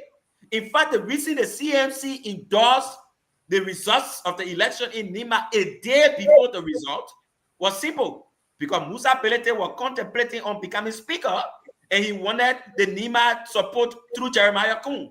We know your mission. We've been very quiet on the show and don't want to expose you guys in the CMC, but I think you are not plotting a dangerous plan with us. You continue this, we're going to expose you. This protest is for Liberians. Is it 1 minute over, Jerome? This protest, No. this protest is for Liberians. This protest is not about how you feel about other people and their take on national issues. I am not the spokesperson of the protest. I support the protest in its totality. I have my view as an individual. Like everybody who is an executive of the protest got their individual views. Thank you. You can subject my view to stand. So Jerome, let me say this quickly. Quickly. Mr. Pewee, Oh. 1 minute. Pewee. Yeah, When- but I think if Mr. Nami wants to say something here, I can let him go ahead. No, Go thank you, ahead. Sylvester. I'll not be long. Let me tell you, Toga, right now you're peddling falsehood, innuendos, lies, if I must say. And you pride yourself on being a journalist. I think you should stick with the facts. Most of what you say here is false. First of all, you are organizing a major program that is supposed to bind the opposition together. You sat on right here, you say the protest is coming for CMC. You're the criminals. How in the world, where do you get that impression from? You know, you just come here and you talk. You know, I was beginning to respect you, but my respect for you is really falling. You just talk because you want to talk. Show me the facts to support what you just claimed, what you just made, that the CMC and the Unity Party are one and the same. Where do you get that impression from? You want me to Where? get you fast? You got no. You want me to get You fast? you can't prove it. So look, we're having No, a you want me to conversation. prove it? Let's I have can a prove it. civil conversation. I can prove it. All right. I can tell you here, you're conflicted. You want me to prove it? The organizer, the chair of the rally that's coming up is saying something different, and you I said I stand can for prove something it. different. Saying You you are want me in to prove it, support. give me the chair, let You me are prove in it. support of the removal of Kofa from the speakership illegally, and this is what Stan is coming out to protest against. How can you be It's leading? not the only thing How Stan can is you be? protesting Let me against. finish. That's I keep interrupting misrepresentation. me. That's it. How can you Don't be? interrupt me here. All right, go ahead. Pewee. Yeah. So it's a misrepresentation. Stan is not October, protesting. for what is your position on a Hey, stand? so say you responded to me. Stan is not protesting for Fonati Kofa. Pewee. We have to set So that what is record your straight. position, This protest October? is not for Fonati Kofa. Pewee. It's about several issues Mr. unfolding in Waka Mr. administration. Gamer, It's not Listen. specific. Can you ask Fonati Toga Kofa wants to before play your that Pewee, game position? for himself. We are protesting Siliki. about the issues Yeah. unfolding in Liberia. Siliki, All of please. the issues affecting the Liberian people. It's not Mr. about Kofa. Pewee. This protest is You not a started. Kofa protest. If you are going Protest to start a has. Kofa protest, even me will not be involved. If you Protest make it a has. Kofa protest, I will Protest resign has tomorrow a morning. theme. It's Protest not has about a Kofa. theme and objective. We saw the June I don't know 7th. about this, man. Some people said they step down campaign, bring back our 16 billion. They have all of these things. I do not know what the July 17th protest is about. Nobody can tell you that this is the theme, this is the objective, this is our ultimate goal. What is it that you know about the June 17th, that July 17th protest, and what is it to accomplish? Absolutely nothing. And what I noticed is that even the leaders of this protest themselves have not, in a very clear tone, defined to us what the intent of this protest is for. That is a clear, and that is the process by which it may now be manifested in the head of statement and one of the public relations officers that have been named for international and the propaganda. I don't, forgive me if I didn't get the nomenclature right, his own statement, because what I learned from them from the beginning was that this protest was all about the process of the government of the Joseph Juma Bwaka administration. It's not a hearing and respecting the tenets of the rule of law or the tenets of democracy. Vis-a-vis the process about the illegal removal of the former speaker. That's the intent of this protest, they say.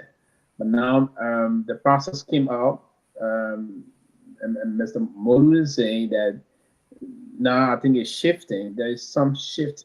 So the entire intent of the protest is still fluid. The fluidity of this decision to protest is something that we have to comfort check and understand the process. I'm also always in solidarity of the process of us having the maintenance of the rule of law and respecting the view of the opposition. But we have to be clear cut and very focused in terms of what our agendas are and how we intend to go along this process. But that means before I will hit to conclude from that aspect, let me categorically and vehemently try to disassociate or clarify this statement attributed to this gentleman that the CMC basically is an extension or is in collaboration with the ruling establishment. No.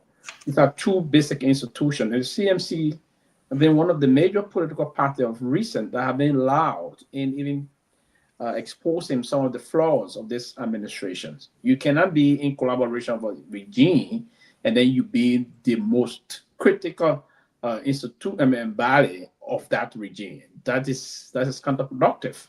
The mission of the CMC is clear. It is a citizen movement for change, and this change mantra that is being pushed or is being hit hard on the people of the country. It is because of the prolonged suffering the people of our country have endured. One minute. A point of correction. Excuse me. We're giving 1 minute. Hey, guys in the studio, please post the latest statement or position for Moba Molu. Let us read it here loud and clear. There you go. Pewee, can you read that for me, please? Yeah, this is Boaka Ku will fail. His defiance of the Supreme Court and use of bribery to impose a puppet regime speaker is illegal, void, and rejected. Liberia belongs to the people, not gangsters. July 17, the people will peacefully rise for democracy and the rule of law. Boak's brazen lawlessness is clear proof that his judgment has collapsed, and he now rules like an erratic, dangerous child. When a president rules like a child with fire, the country risks burning. Boaka must be stopped now before he drags us backward. July 17, the people will rise. Liberia will never bow to tyranny. Number July revolution. Number resist the regime. Number blah blah blah blah blah. Reject the coup. This is 7 hours ago. Is the most recent statement by Moba Molu. So you were in flight, Mr. Pewee. Go ahead. Yes. So I was trying to disassociate the comment that it is not a difficult thing. We going through this kind of a thing to attach. They kind of blame game. And I'm not saying the institution cannot take some of the issue of what's before. What the institution have done is to even help to move the country forward. So I think my dear brother need to readjust his thought process as to how he intends to go about things. Because normally when you lost in terms of, if you get lost in the middle of the argument, then you want to shift misleading and misinformation out there that it is clear. Loud. We've been conspicuously clear all over the place. That is the only party now that is loud, is countering the regime and all of the madness and the malfeasance the media is trying to carry out. So how now can you come and say it's an extension or we are in collaboration of that? No, that is not the reality. But the major process I'm trying to say here is we have to first and foremost understand what's the intent. Listen, I'm not against whatsoever's July process that is ongoing, but we need to be focused and clear as to, is this against the march of the rule of law, or is this against the process of saying you want a president to step down? So we need to come clearly here to say, where's the focus? Where's the agenda? Instead of just being all over the place and saying things that you cannot corroborate and trying to come up with the issue that we waste time just going around the cycle. Thank you very much. Thank you very much, Chief. Let me welcome Lofa Julius. Thank you very much for coming, and I'm going to hit you right on the head. Lofa Julius, what is the theme and objectives of the protest? Is it an opposition protest or just protest by an individual? The theme and objective of the upcoming July 17th protest is the people's interest. It's not about you politicians. It's not about grievance seekers. It's not about self-proclaimed individuals who are pretending to be in the interest of Liberians. The theme of this protest that is scheduled for July 17 is the people's interest. And if you are a part of the people, I would think that you will consider everything that is going on in Liberia today, regardless of the state of the nation, how lawless everything is today in the country, the fact that the president would sit and support the lawless act on the part of the, in quotation, majority bloc, the fact that people who are supposed to be representation of the rule of law will again show no regard for the rule of law. This is what the protest is about. So you and I sitting on this platform here should have no reason, based on political alignments, to see reason to step on the success of this protest, but simply because an individual is in disagreement with your political alignment. I don't think that should be the case. I think what we should do here is to hold this current establishment, hold the feet to fire, because if you look around you today, look at the mysterious death in the country.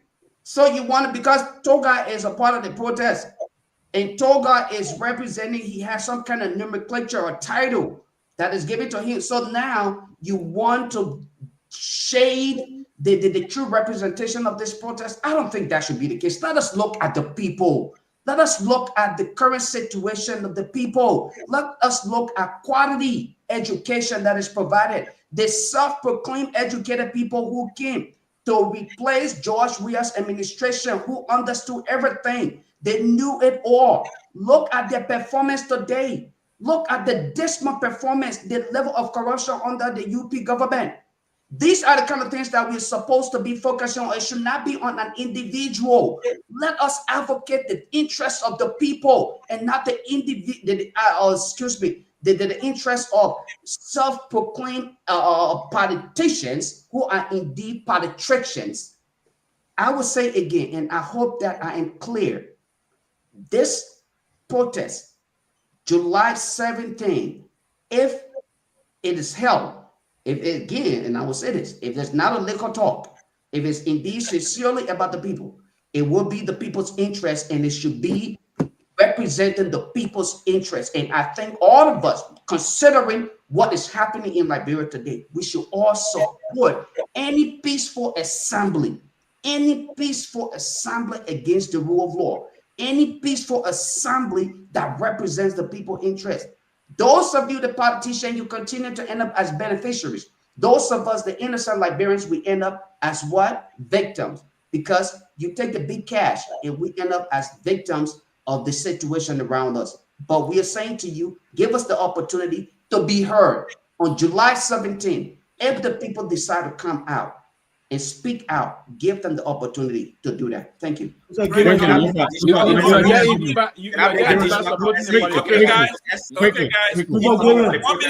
Hold on. Siliki, let me go to Victor. Thank you.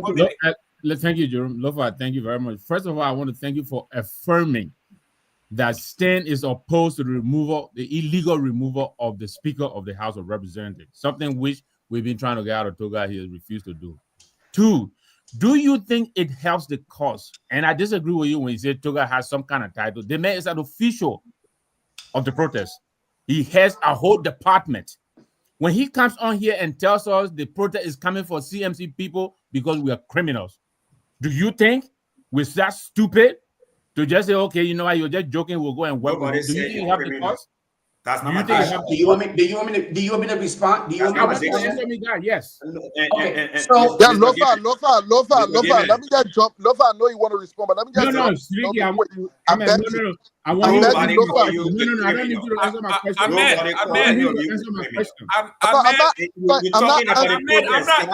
not calling you. Is it for Julius? Lofa Julius, go ahead.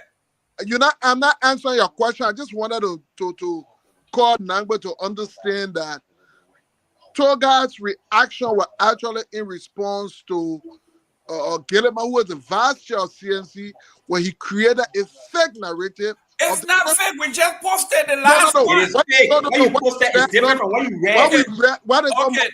What you I mean, posted is we different passed from that. No, I what We you can't passed read. that. yeah, Read no, to background. pass that. Listen, No, you I beg passed that. that. We You posted can't be the coming here most and want to do recent. propaganda What you here. read and what you You do post are two propaganda. different things. What you Listen, What click you earlier posted and what is you different read from now. what you read. What okay, you that's read fine. has We a agree real with you. background. Lofa What you Julius, posted is let's not. go. We cannot We gotta dismiss stop this the hypocrisy here. conversation We gotta from. stop. I don't think Toga meant that. He was not responding. Listen, you can't. Listen, I mean, you cannot speak for Toga. But Julius, let's go. They're all in a. You cannot speak for Toga. Toga is here. He can speak for himself. Lofa, let's go. Accountable for it. Okay. So again, and I want to say, just hopefully I got. I think we need to find independent moderator. You're looking for somebody to leave. Yourself need to be leaving. We need to find an independent moderator. Independent moderator will be better. Listen, sir. Because if you come from a political party and you moderating this sort of platform, you have an interest. You come from you represent an interest. You are a paid agent. You are a paid agent for Stan. You have an interest, as I do. Go ahead, Lofa. So if I got your question, Brother Victor, correct me if I got a question. Correct me. You were asking as to the role that Toga is playing in his statement about CMC, as to whether it is again encouraging, especially if he will claim to be independent. Is that correct? Yes, you got me right. Okay. So here's the thing, right?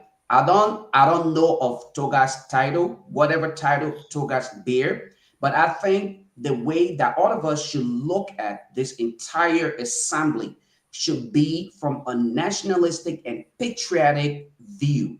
Toga's perspective as an individual can be nothing more or less than what the likes of Molu did when they were part of the CDC yesteryears. Remember, there was a point in time where Molu was the chair of the CDC, and he made all of these allegations about the president at the time. He then came back and said it was liquor talk. I'm not comparing Toga's statement to that of Molu's statement, but what I'm saying here is let us look at it holistically. Let us look at the bigger picture, okay? Let us look at the current state of the nation coming from the CMC, okay, as an opposition institution, political party for that matter. Are you satisfied with the current affairs of the people in the country? Are you satisfied with that? If you're satisfied with that, then you should have no reason to support the idea of a peaceful assembly and the gathering of Liberians to make sure that the voices are heard.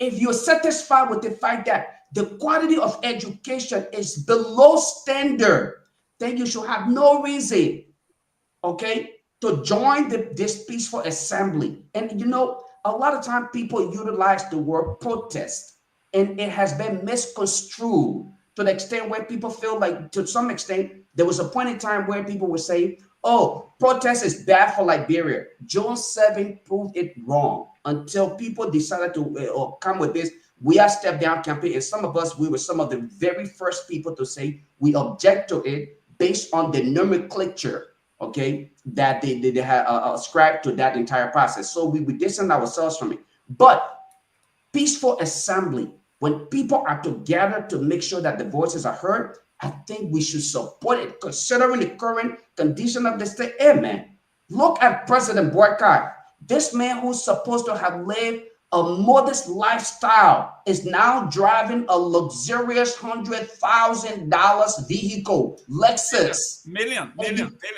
And you're telling me this is okay when our people can barely afford a cup of rice a day?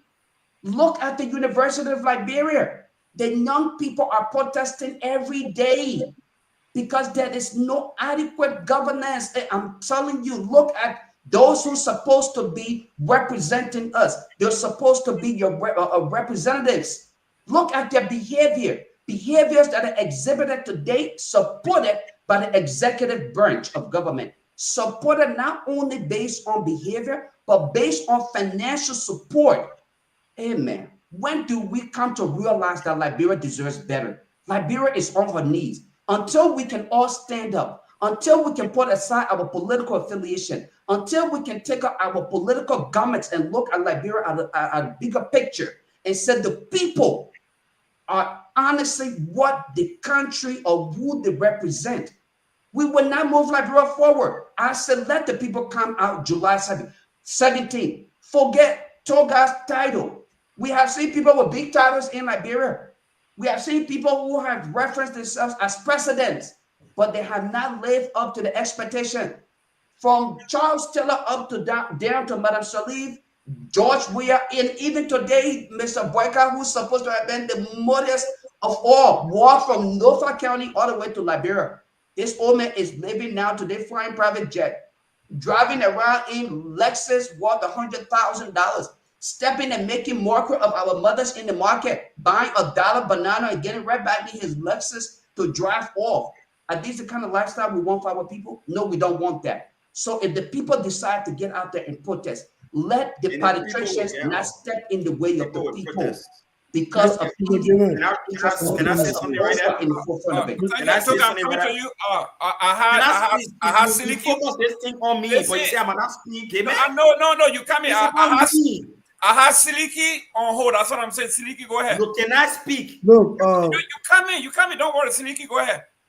Okay, so Brother Lofa, I think whenever you are not on, you usually follow the show. I know that, but I don't know if you've been following tonight. But here is the thing, this conversation, nobody on the show tried to palm off the protest. We talked about the election today at the House of Representatives and all of that, the speakership, phonetic resignation, everything. And at the end of that conversation, Mr. Gaiman, who is the moderator, said, let's talk about the protest, and we are going to ask Toga, since Toga is a leader of the protest. And all the question that was placed to Toga as a leader, and there is Toga appointment, I'm reading it for you. It's a breaking news. Chairman of STAN, Moba Molu, appoints Elizana as International Media and Publicity Chief for July 17, July 17 nationwide protest. Congratulations, Mr. Blade. I don't know his last name or whatever it is. But this is a position, International Media for Publicity. That is a position he appointed to. So Mr. Gaiman asked Toga all of the questions. So you're agreeing not spokesman, right? Toga, I come in, brother. Toga was shift. He was shift from the question to go to how people in the Southeast could not vote or stand by Fonati Kofa. How does question relating to your protest that you play got to do with Fonati Kofa removal? Nothing. So that is our point. When you are leader of a protest and when people ask you, you come on a platform and ask you about the protest, what's the objective of your protest? You can't answer to the question, and all you do is to keep insisting on Fonati, CMC, then that's a problem. So that was basically the whole, but nobody say, oh, the protest on July 17 is not a good protest. We are opposing. Let me close on this, brother Lofa. So the fact that you spoke, I'm coming out. Let me learn on this. I like your analysis you try to give that this protest is not for the politicians. I don't know politician, the adjective you use, but if for you put yourself as a common people, for you who mean well for Liberia and all of that. I don't know what yardstick you use to come to the conclusion to differentiate yourself from people who are politicians and you not being a politician. I don't know. But what I do know is that this same speakership crisis, there's a guy in Margibi called Vandala Patrick, and I think most of you here know about Vandala. This is the guy that was the first person that took on an initiative to do a protest for the majority bloc to follow the rule of law. And guess what happened? You, Brother Lofa, and other people, when the police chased that guy, they started provoking the man on Facebook. Say, run away, man, regroup. No, so regroup. If you are saying people should go and protest, and people go and protest, they run behind it, and you come on Facebook, instead of sending in solidarity with them, you provoke them and say, regroup. So are you really serious about what you're saying here that we should respect people who have to protest? So, or you Mr. Gibson, just can I want to respond? come Yeah, to Can I know speak what- now? yeah. No, come on, Can I come on, speak? Lofa, before you come in, let's give hold If on you to don't your mind, let's I'm give begging Toga you, 1 please, minute. just give me. I bet I will stay on the Don't 30 give me seconds. 1 minute. Go ahead. Go Don't ahead. give me 1 minute. I will stay on the 30 seconds. Hold on, Toga. Hold on. Go ahead, Lofa. So, first of all, I made it clear here from the genesis of this entire saga. I said, But I gentlemen, I will not be recognized to speak on this show again. You come in. Go I ahead. said, and I made it very clear that I was hoping that both sides will literally have gotten themselves out of the picture so that it is about the people. When Vendela Patrick came up and said he and his entourage were going out to protest in the interest of Kofa, I made it clear because I don't think Kofa represented the people's interest either. I don't think Kun represents the people's interest. And I remain committed and consistent with my view. You saw what happened at the end of the day? At the end of the day, what happened today?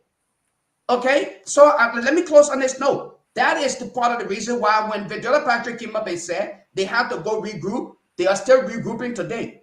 Where are they? Where are they? The regroup union that's supposed to come back? Because when you go to regroup, you are supposed to return. Where are they? Was I making marker of the situation? Or I was getting ready? No, guys, let them make it a dialogue. Siliki, let us not make this a dialogue. Guys, we got 8 minutes left. The guy, the 1 o'clock in Liberia, let's give Toga 2 minutes. Go ahead, sir. We got 8 minutes left. So can I speak? Yeah, you got your 2 minutes. Go ahead. And do your closing all into one. Thank you. 8 minutes. Go ahead. Thank you.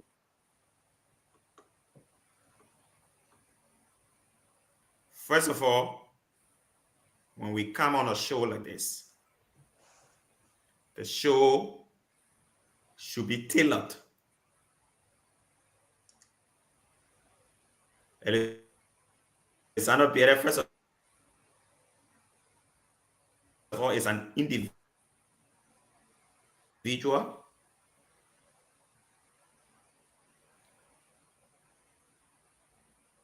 Two, and you as the moderator, try now, since Pierre is speaking against so and so, then let me draft this subject to protect.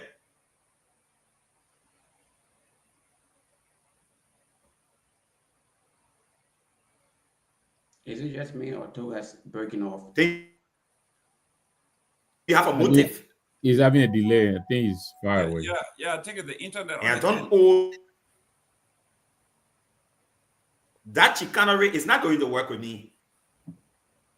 The show was focused on the legislature. You turned the show into a stand issue because you think you can demonize BLS. So let's sway it. And you think I will respond to what you want. No. If you want me to come here to represent stand and its protest, I will come as a guest. I will adequately make my view on the protest. Will not come and be discussing the legislature and base all my views on the legislative impasse. Then you draft, let's go to stand. You're not supposed to be, no, that's childish to me. I'm not going to get involved with that. Completely. And I'm not going to respond based on how you look. Moba Molu is an individual. His perspectives and his views on issues are not my views, just as mine and his. His dictions are different from mine. Take, for example, he says Bwaka is a dangerous child. He says the president rules like a child. I won't say that normally. That's his view. Should I go and lambast Moba Molu for what he says? Does that mean that I'm not part of the protest because I'm not using the same words like him? You think I work into Moba Molu's shadows? No. There are more issues than talking about the legislative impact. In fact, the legislative impact is not even mentioned in passing. We're talking about full-scale review of all the concession agreements in the country, where companies are sitting in the country, plunging the country by taking all of our resources. The people are suffering. Concessionaires are entitled, Liberian people suffering. And you said that's not an issue to protest for, and you want to focus on whether that Funatikova Musa ability protest? All right? The people talking about universal access to adequate and affordable health care, where people cannot even get simple medicine in a hospital, where people are are dying just when they go to the hospital. They can't even get medication. And you focus on Funati Kofa capital bidding for it. We're talking about the issue of protection of livelihood for mobile rider, for keke rider, for healthcare workers, for traders, for market women, and you say no. The protest supposed to be about the fight on Capitol Hill. Is that the aim and objective of the protest? Okay? Full accountability for Botha and his administration. No, you made it about me. Let me speak. No. You can't do that. You got 30 seconds. Full accountability. Now, you see the issues? You got 30 seconds. Yeah, sure. No problem. Okay. So, economic empowerment, inclusive development. Look, there are more than 15 counts for this protest. The issue on Capitol Hill is less than 0.00%. Thank you very much. And so when we come here to have a conversation, border on national issues, don't sway the debate on capital billing and bring it to state. The moderator said you're done now. Thank you. Toga can never come to we have a caller here. Your name and where you calling from? Oh, yeah. The minute I go to call out. They be talking. We can't hear your caller. Well, thank you. Can you guys hear me? Yeah, we can hear you. Go ahead. Can you hear me now? Yes. Lofa, you hear me? We hear you. Go ahead. Bring it closer to the mic. Because Lofa, I think Lofa they can hear. That's what I'm asking. They can hear you. Go ahead. Now I can hear. Now I can hear you, Benjamin. Go ahead. Okay, thank you. So I just wanted to say, Toga just a problem. The boy is just problematic. That's his problem. But let me say this, and I think I was listening to the show. I joined kind of late, but I kind of listened towards the end. I don't think, and I just wanted to clarify, right? I don't think you guys were diminishing the protest, and I think I like what CDT did when he kind of clarified it for Lofa, because I think Lofa's point was people should look at the bigger picture rather than look at this thing that is nitpicking things. The problem that I think people are having, or I personally, if I in the chat room this morning, me and Toga went back and forth on it. The problem that I have with Toga is one of the most consequential things that has happened in the country recently. He was seen openly supporting it, which was a violation of the rule of law. The fact that today the members of the House of Representatives went in there and held the election, it proves that Toga and his likes were wrong all along. And so I was saying to him, in fact, let's also remember something. Y'all remember when the political parties met at ANC headquarters? Stan was represented there. Stan went to the ANC headquarters. Waba Molu spoke at the ANC headquarters and said that Stan was standing with the political parties in support of the rule of law. Now, it is the right of Liberians to protest. That right has to be protected. But I think Toga is just trying to play double standard here. He wants to have his cake and eat it. Nobody is diminishing the other pointers on the protest. The only thing is that Toga don't want to agree that part of the protest includes the issue of the rule of law that was recently violated at the House of Representatives. That's the only thing that I just wanted to clarify. But I think I like the fiery on the show. I think everybody's participating. I like the fact that, but Toga, y'all got to jump there with Toga. He in Singapore. He's eating a lot of, he's enjoying himself, so he got to let us stay. Y'all please don't get fed, so I beg you. Thank you again. Thank you. So can I speak now? No. You are seditious. You can't speak on this show. You see, that's your problem. I got it. I got him. No, I got it. You see, I come here every day. I met 1 minute. No, you want a few minutes. Yeah, go ahead. Do your closing. No, you got 2 minutes. Every day we wake up on this show and around the country. Right. We say, what will Liberians do? How will we sit down and allow these things to happen? Right. When that kind of conversation evolved on this platform, we must give our all seriousness to it. We must take away our partisan cap. We must take away our tribal cap. We must look at it with the intent that we hope to send a message, not because perhaps we don't like Joseph Boakai or not because we share different political part of him, but because we want to say when we were there, when we were alive, when these things occur in our country, what did we do? We took a stand. We sent a message so that perhaps Joseph Boakai will change, but most importantly, so that it will not happen again.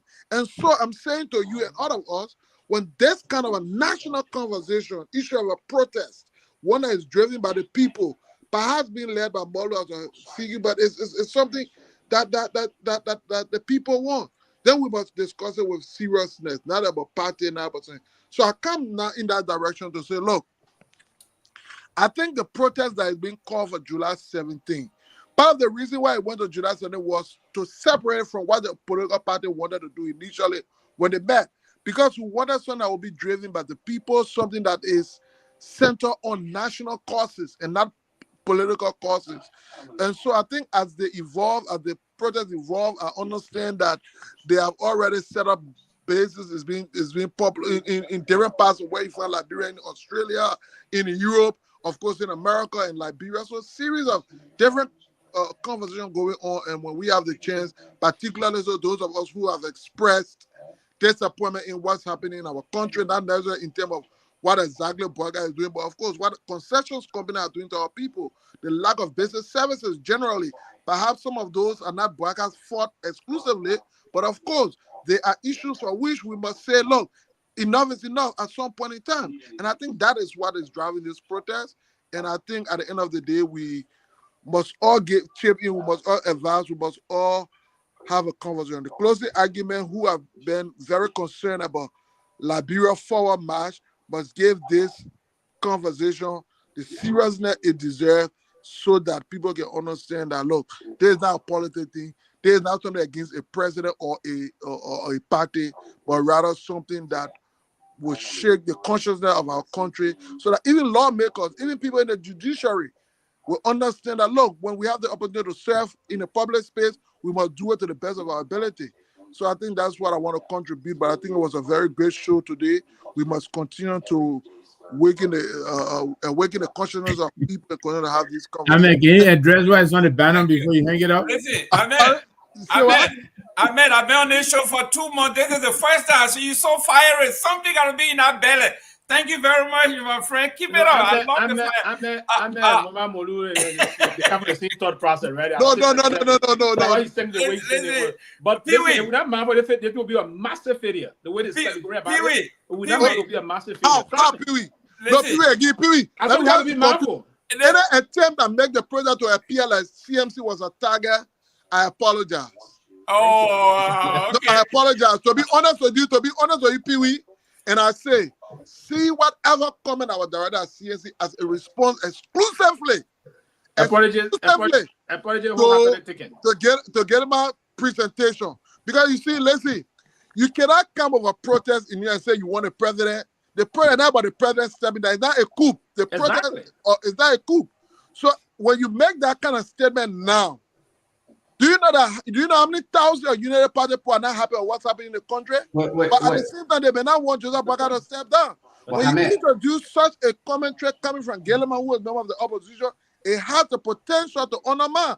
And so we needed to check him. And to check him, we needed to take it in a capacity. But it's nothing targeted at CMC. We respect them.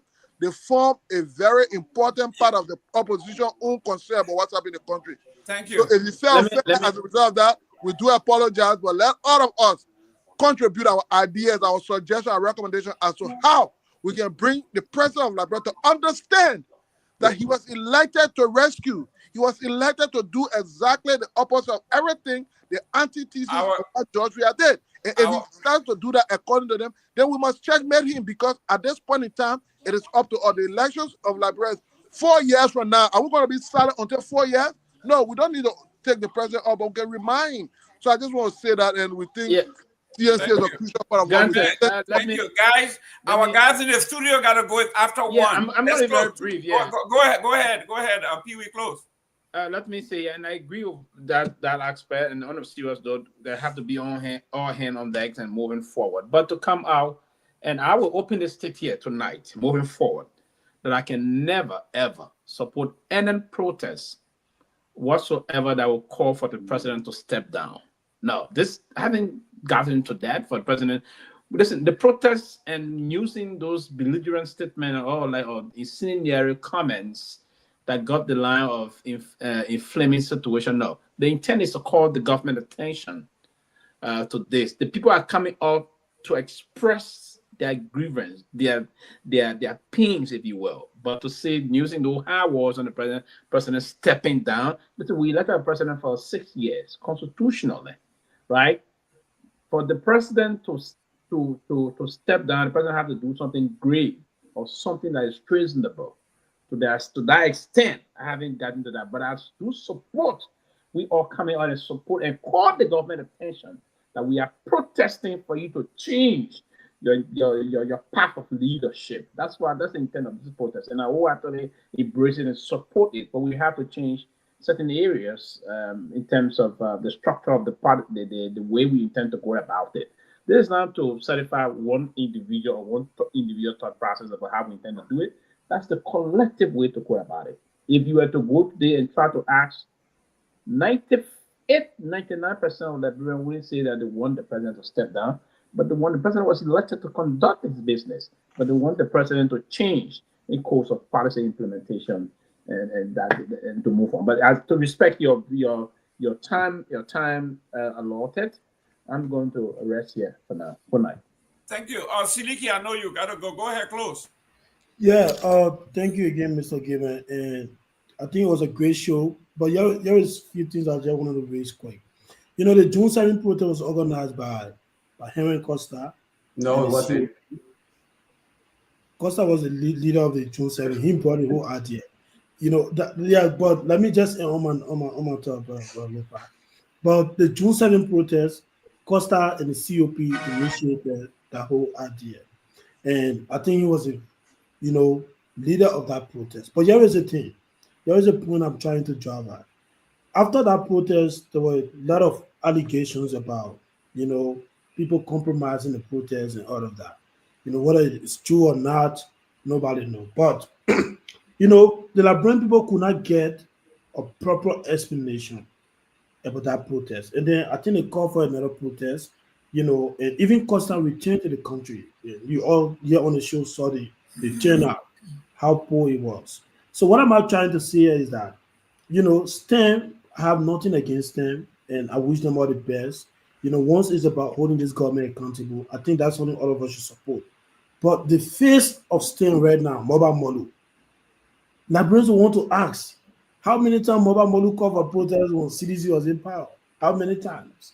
Is Mobile Molu that kind of leader that Liberians will want to come in hundreds and thousands of numbers to do a protest? We're not talking about, going on a grassroots level, mobilize people to come for political rally, but this is a protestation. Where when people turn out, they may likely be tear gas or jail, all of that. So there are a lot of things that they stand to raise. So it's Mobile Molu, that face, that STEM should be putting out there, that will be talking about the corruption, the rule of law, and all of that, and everything happened under his government.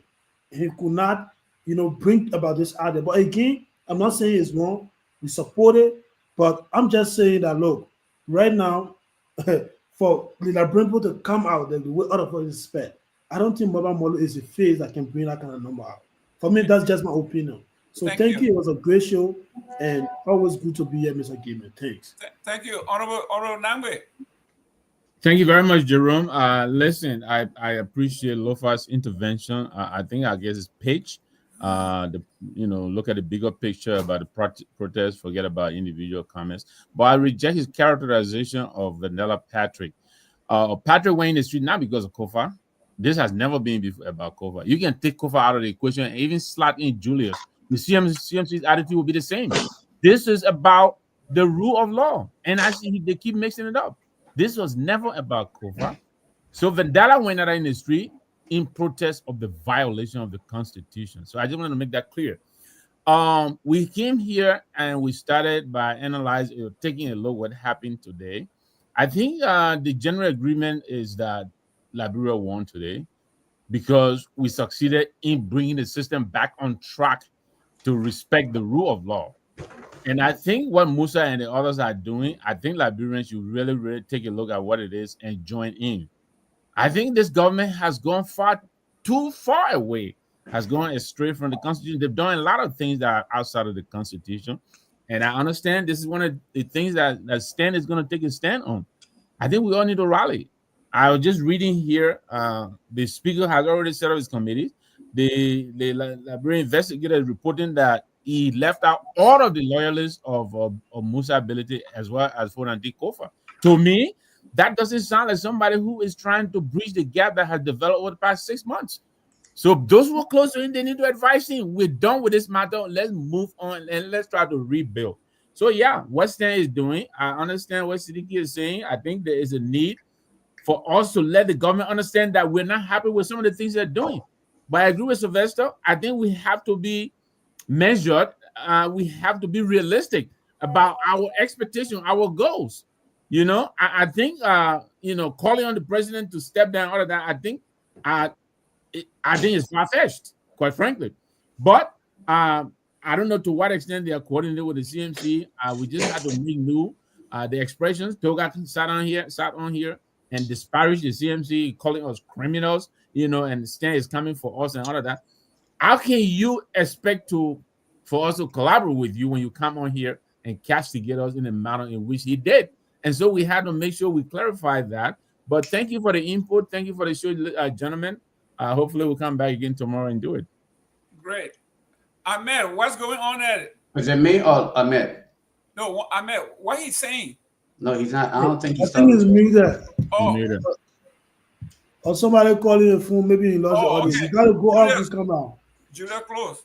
You go. We're not getting you. No, I think again. I think it was a great show. Great audio, great moderating of the entire conversation. But I just a couple of things I want to address quickly before I leave. Siddiqui, the June 7 protest was never organized by Henry Costa. Henry Costa again came in because of his platform. But this entire protest was something, the idea was birthed by the group of people who organized themselves under the Save the State.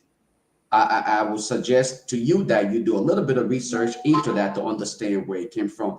And then Henry Costa and other people were actually introduced to the process. But because of his platform, again, it was then given where he propagated the message to where people gravitated towards it, but it was never Henry Costa's idea. A lot of people keep running around with that misnarrative. But it was as though he did it because he ran everything. No, come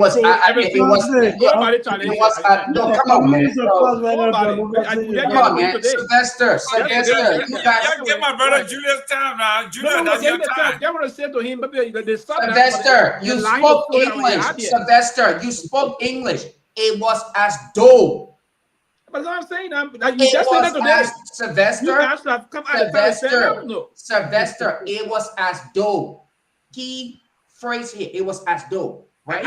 I spoke that because what are you saying now? Exactly, and that's what I'm telling you. I'm trying to help you understand this, but you want to. No, but you should have understand what it is. The appropriate time to say to have said that was the time they were 40 when he was saying that. No.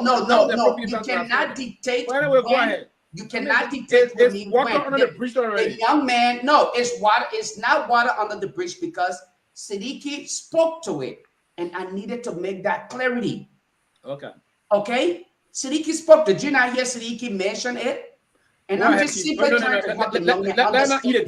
Go ahead. Okay, so let's go back. You were complaining here earlier about the fact that you were being interrupted back and forth. I didn't complain being interrupted. The issue of the don't be too.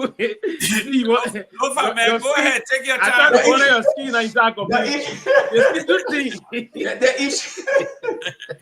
The issue of Vendetta Patrick. All right, for the treasure when it touches money, the issue of Vendetta Patrick, and I go back to what was stated about Vendetta Patrick. I said Vendetta Patrick. And I have the video, I have a clip of it, and I will share with you, Brother Victor. When Vendetta Patrick said they were going in defense of the minority bloc because they felt like they needed to go against the majority bloc. And I personally said both parties had no regards for the people.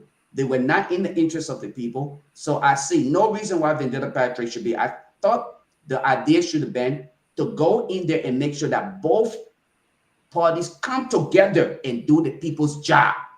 But instead, Vendetta Patrick pick a side. And I said, at the end of the day, what is happening today, what happened, and here we are again right back to where it all started. Okay? Kofa is on the side.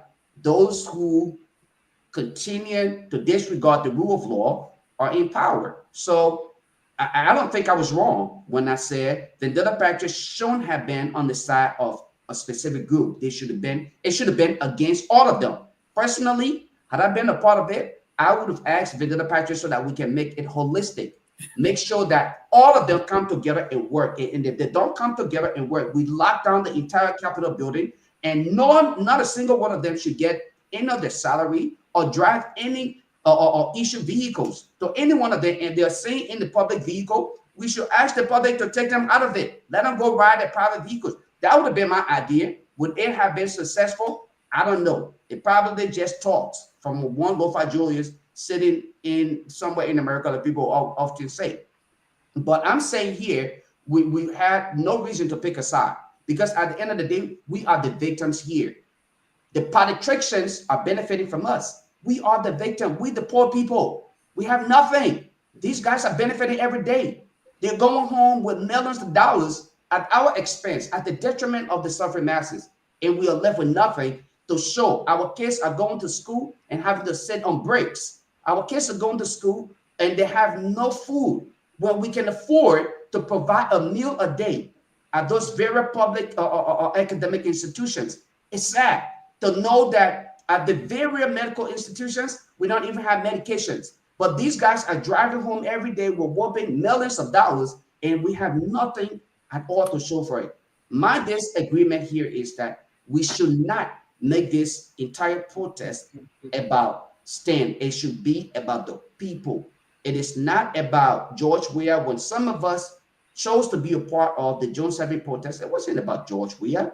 It was simply about what the country was going through at the time. And when we chose to not be a part of the Weah step down, it was because we were looking at the bigger picture, the nomenclature that came with it. Weah step down. We said no, we will not support this, and we did not support it. So going forward, I don't care whether Mobile Molo and his liquor talk comes again with the same thing. If what is being presented is in the best interest of the people, I think all of us should rally around them and we should support it so that the people's voice is heard. Because this platform represents the people, not any political institution, not CMC, not CDC, not UP. You are the true representations of the people, not even those who are elected. You represent the people, and that's why they ask you every day. Thank you very much. I beg you one That's the spokesperson. Who gave me the spokesman for the masses? I am a part of the masses. The guys are in the studio. Go ahead. I know we got I'm a part of them. I just have a quick question for Brother Lofa, please. Just 1 second. Oh, no. You ask one question, they may when I answer question. No, 1 second, please. Yeah, when you that's not question time. Never tell no, gotta go, man. No, so I beg you, Sylvester, just 1 second, please. So, Brother Lofa, I hear you spoke about Vandila. You said Vandila Patrick took a side. And the fact that all the people in the house, the two sides, the majority and the minority, they are all politicians. I don't know how you call that word. Politicians. Okay, politicians. Politician. And so he's a spokesperson for the politician. Yeah. So Vandila shouldn't have taken a side. That's what you try to portray, right? And that's how I try to portray. That's what I said. Okay. Now on the other hand, too, you're trying to support STEM protests. Who, the leader of STEM is Mobile Molo, who was once part of a politician group before CDC, but you're trying to support it. So now you don't want STEM to stay neutral and say, you know what, both CDC and United Party that vote against them. Anything to do out of the picture. But you want Fatina Party to stay neutral and just go hardcore. But let me say this to you. Fentela Patrick took us out because the majority of bloc was doing things illegally. And he was just standing for the rule of law, for them to go back to session, and do the right thing. That was the theme of his whole protest. That go back to session, listen to the speaker, and do what you want to do. You want to interfere and say, oh, Funati go far red, or what have you. He was just basically asking the majority Thank you. to go back to session. It wasn't a question, it was clarity. That's good. Very good. Guys, we got to go. First of all, I ask you a question. It was a clarity. But listen, for me, this thing started as enough is enough. That was the first thing. The thing was enough was enough. Now it turned to the guy said, Torgbean said they got 15 planks. Jesus, who goes to a protest with no 15 planks? So, ladies and gentlemen, thank you very much for tuning in. Tomorrow we'll be back here continuing the debate. Whether you love this or you don't, I tell you, for this protest to be successful, it's a Moroba Molu should bring everybody on one block. I'm talking about the entire opposition. It shouldn't be about Moroba Molu. And it will fail just like it has to be everybody coming together and taking the stand that this is what's happening is unacceptable. But once you allow, and I know the Unity Party saying, they will tie this thing around one person's neck and say that everybody. So if Moroba Molu knows, he's been in politics for a long time, he knows how these guys operate. He has to bring everybody in, all the opposition. And that's why I jump in here tonight. So we all can do it collectively. Other than that, they will put a lot of money in it, and they will change the nomenclature to liquor talk. And they will follow Pewee coming, talking about remove the president. Nobody talk about remove no president. Thank you very much. Hey, Myean, thank you very much, guys, for being in the studio. We appreciate you being with us. I know it's 1 o'clock. Please take us out, and we'll see you tomorrow. God bless, guys.